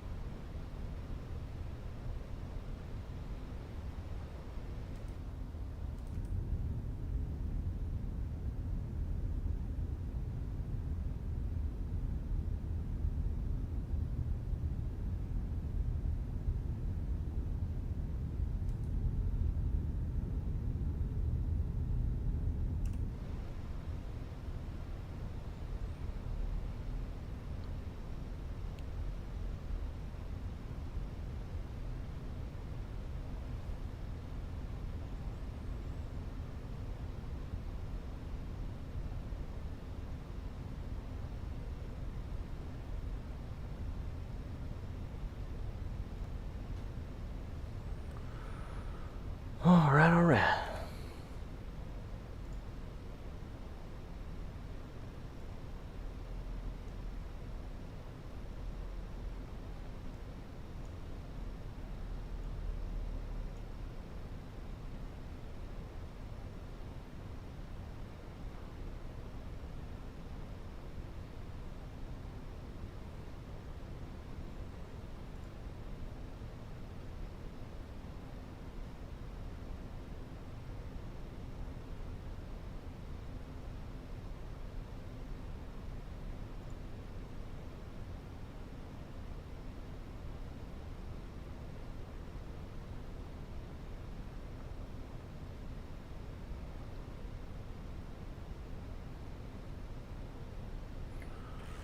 Slow down to 180.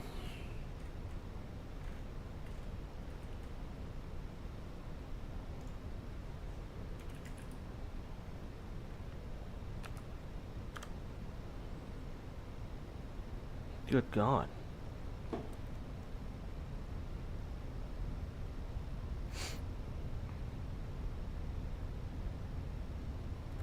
I'll be getting into some little mountain wave rotors.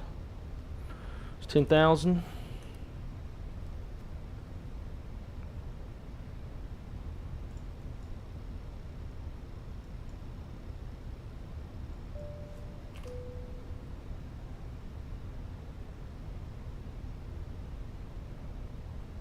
$2,500.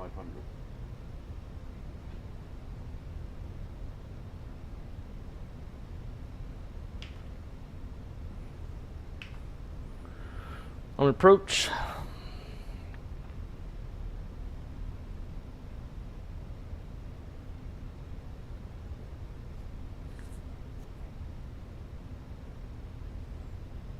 Flaps 2.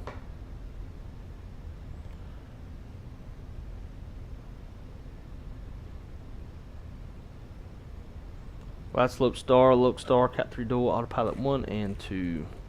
Drop it down to 170.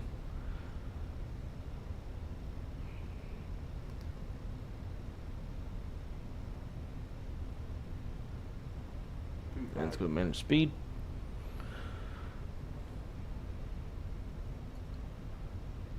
We are established. Misapproach altitude 14,000 set. Let's go gear down. Arm spoilers. And I want to see a solid slowing trend on the airspeed before I go throwing in any more flaps, just in case.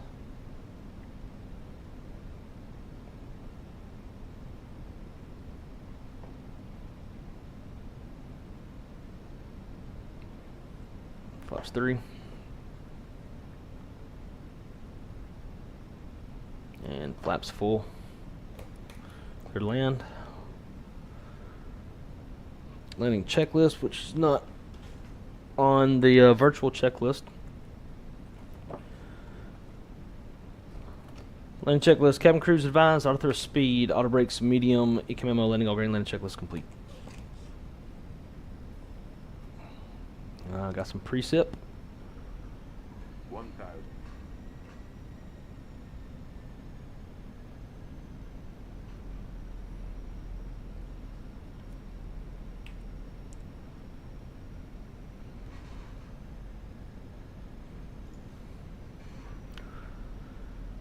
We are stable. Lord help us on this one.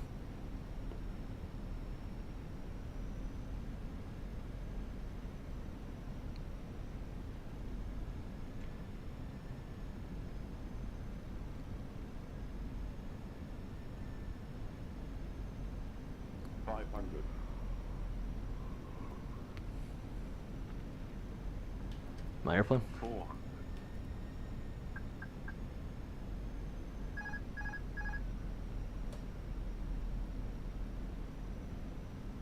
300. 100 above.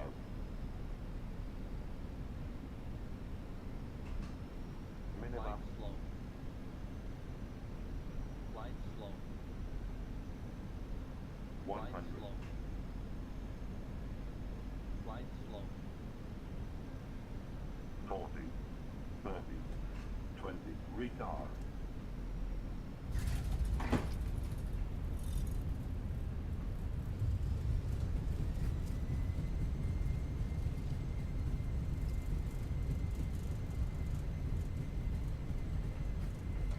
$70 knots. Reverse idle. Manual braking.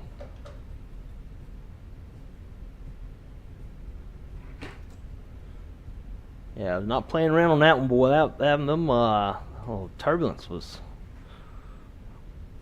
gnarly.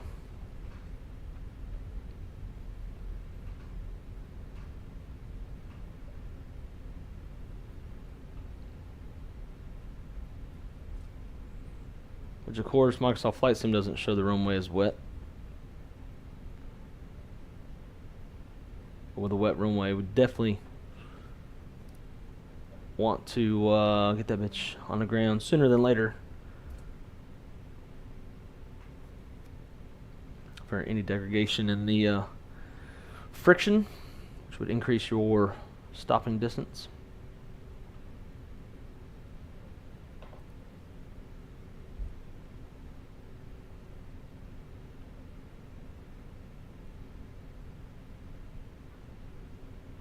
Should make a fun one to watch on the replay. Alright, let's hit up GSX. I'm going to go to gate 1 or 9. I can't remember which one it is. That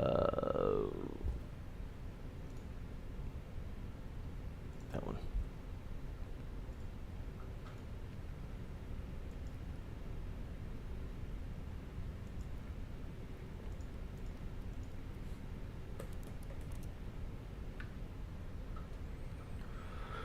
Let's see.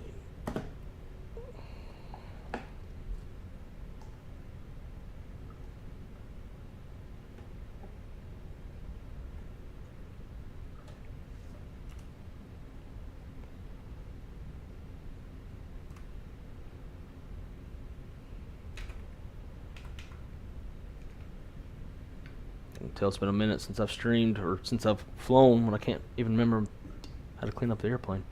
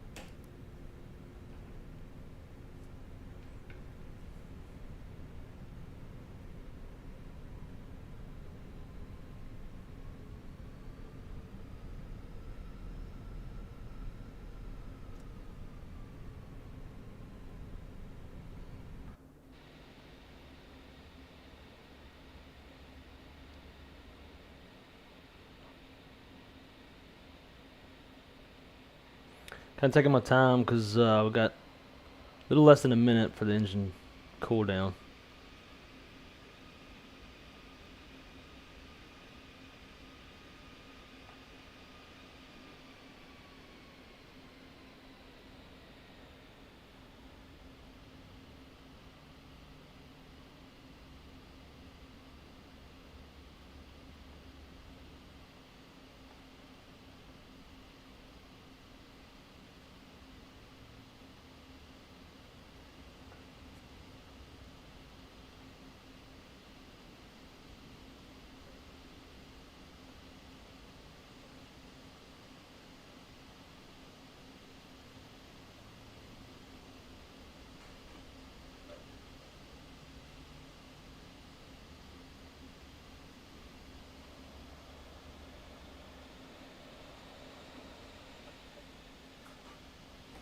All right, brake set.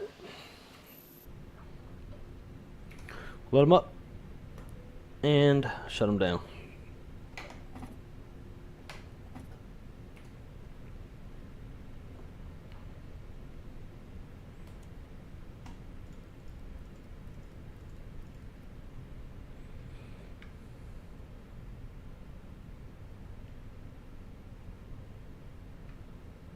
So I don't know what she over there making hand gestures at me for.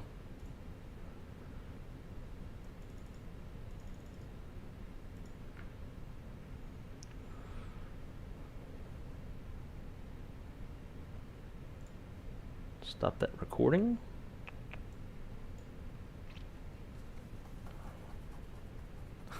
That's some good chop there. Yeah, it was. It was making it hard to like airplane, like the head was moving around so much. It was like kind of hard to tell how centered I was. It was like I haven't flown a lot yet with this FS Realistic Plus. I think I've flown maybe twice and still like kind of getting used to it.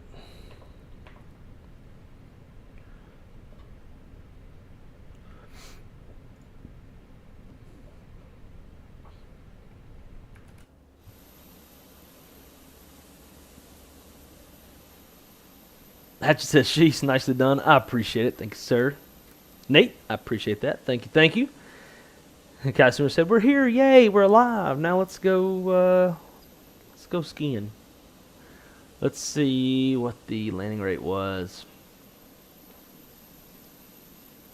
397. It definitely looked harder than a 397. 397 is definitely firm. It's like a... what?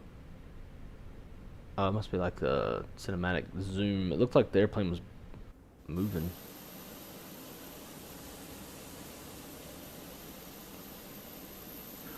Oh, thank you for your patronage. Thank you for flying Delta. We appreciate you. Come on back now, you hear? Alright. I gotta get going.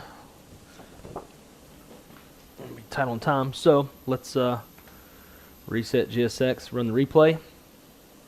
And get out of here, y'all. We'll watch the replay and call it a day.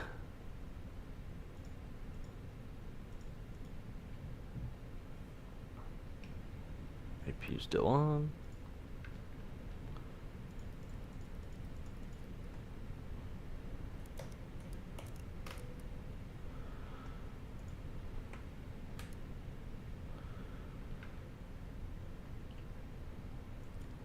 All the doors closed. Yep. Alrighty. Load.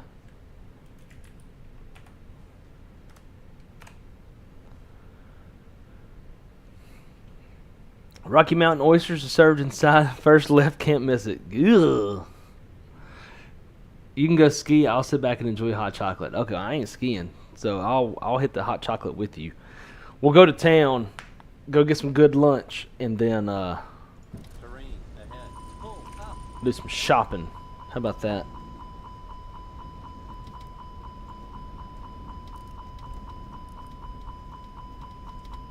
Too low. Terrain. Too low. Terrain. Too low. Terrain. Too low. Terrain. Too low. Terrain. Too low. Terrain. All right, let's see how much this death looks like. We'll get rid of me so y'all can see everything. Too low. Terrain. 40, 30, 20, retard, retard.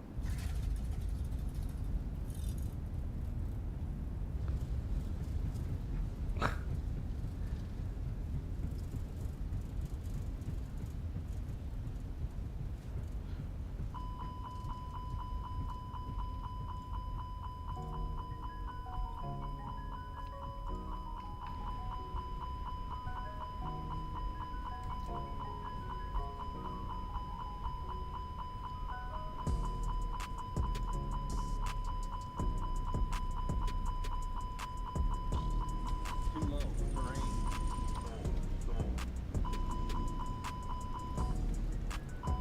Shut up. 500,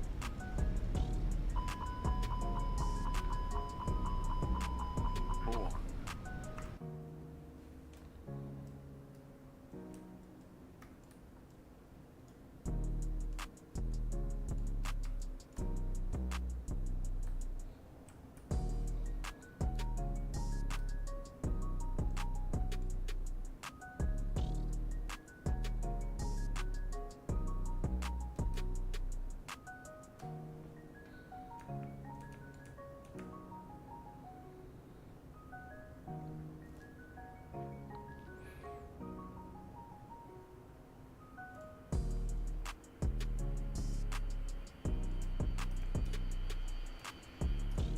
Doesn't look that bad.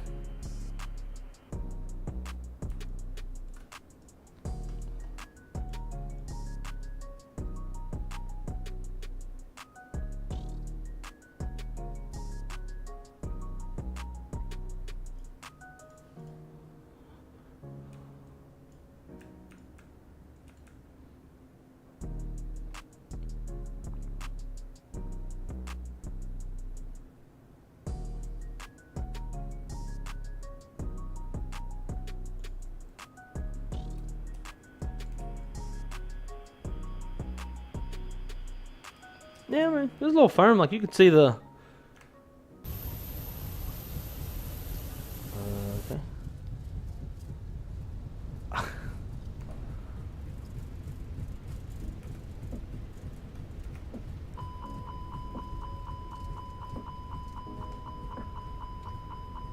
Oh, I gotta update this.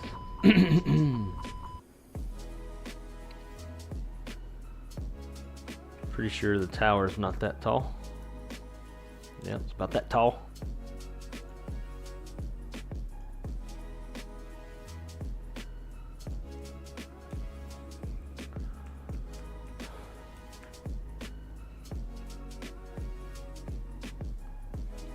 Keep that hot chocolate warm. There you go. Keep it warm in my belly.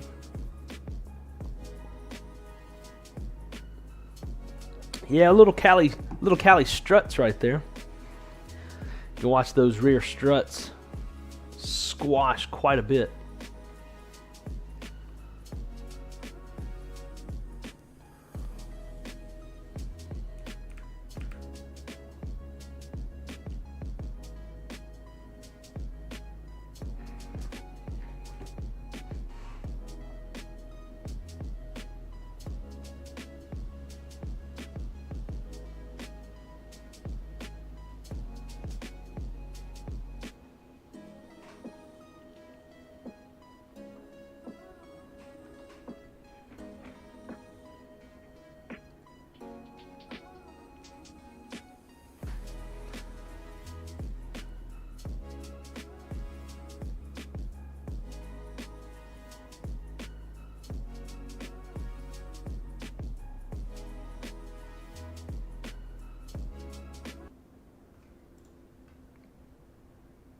Why'd that stop?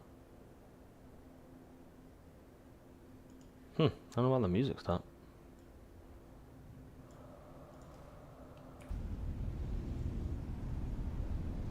Too low. Terrain.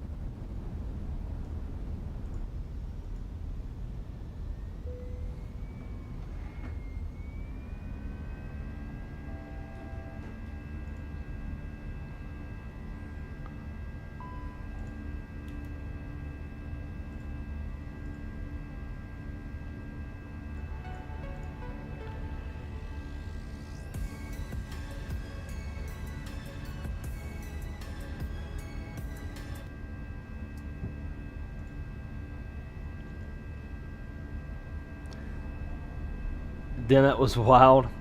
Paxton wire plane. And they're supposed to be your friend. I am your friend. You know, that was a loving gesture.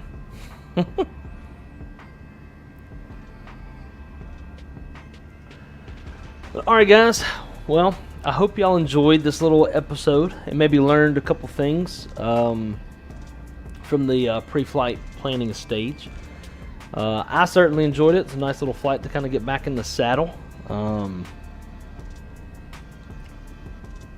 hoping tomorrow can maybe get one more short stream in, or hell, maybe even late tonight. Tomorrow night I'll be driving back to Atlanta. I have a shift on Saturday afternoon.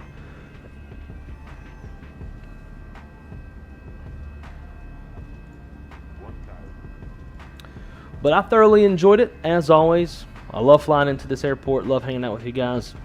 As training continues, I'll be on a 3-on, 3-off rotation for this month. Next month I'll have, I believe, some 4-on, 4-off rotations.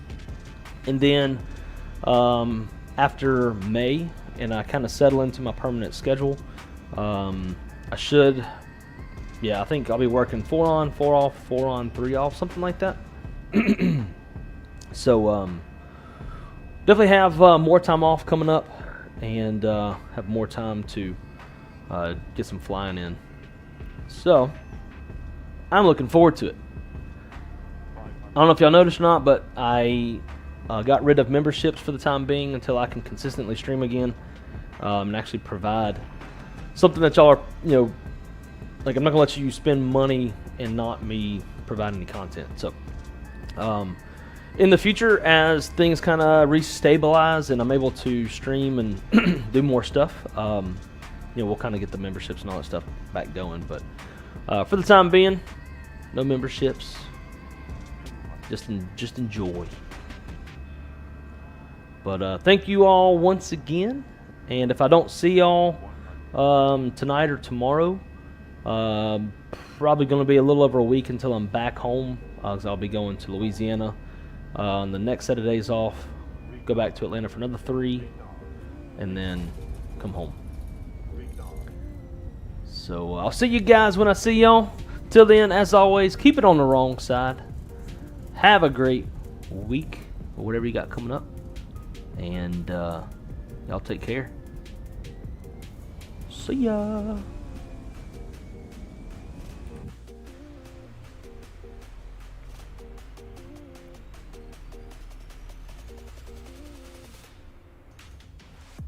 Wow. That wasn't supposed to do that. It's supposed to be that cool little, zoom out effect. The camera floats away on a balloon. Not warp speed. Alright guys, I'll see y'all later. Y'all have a good one.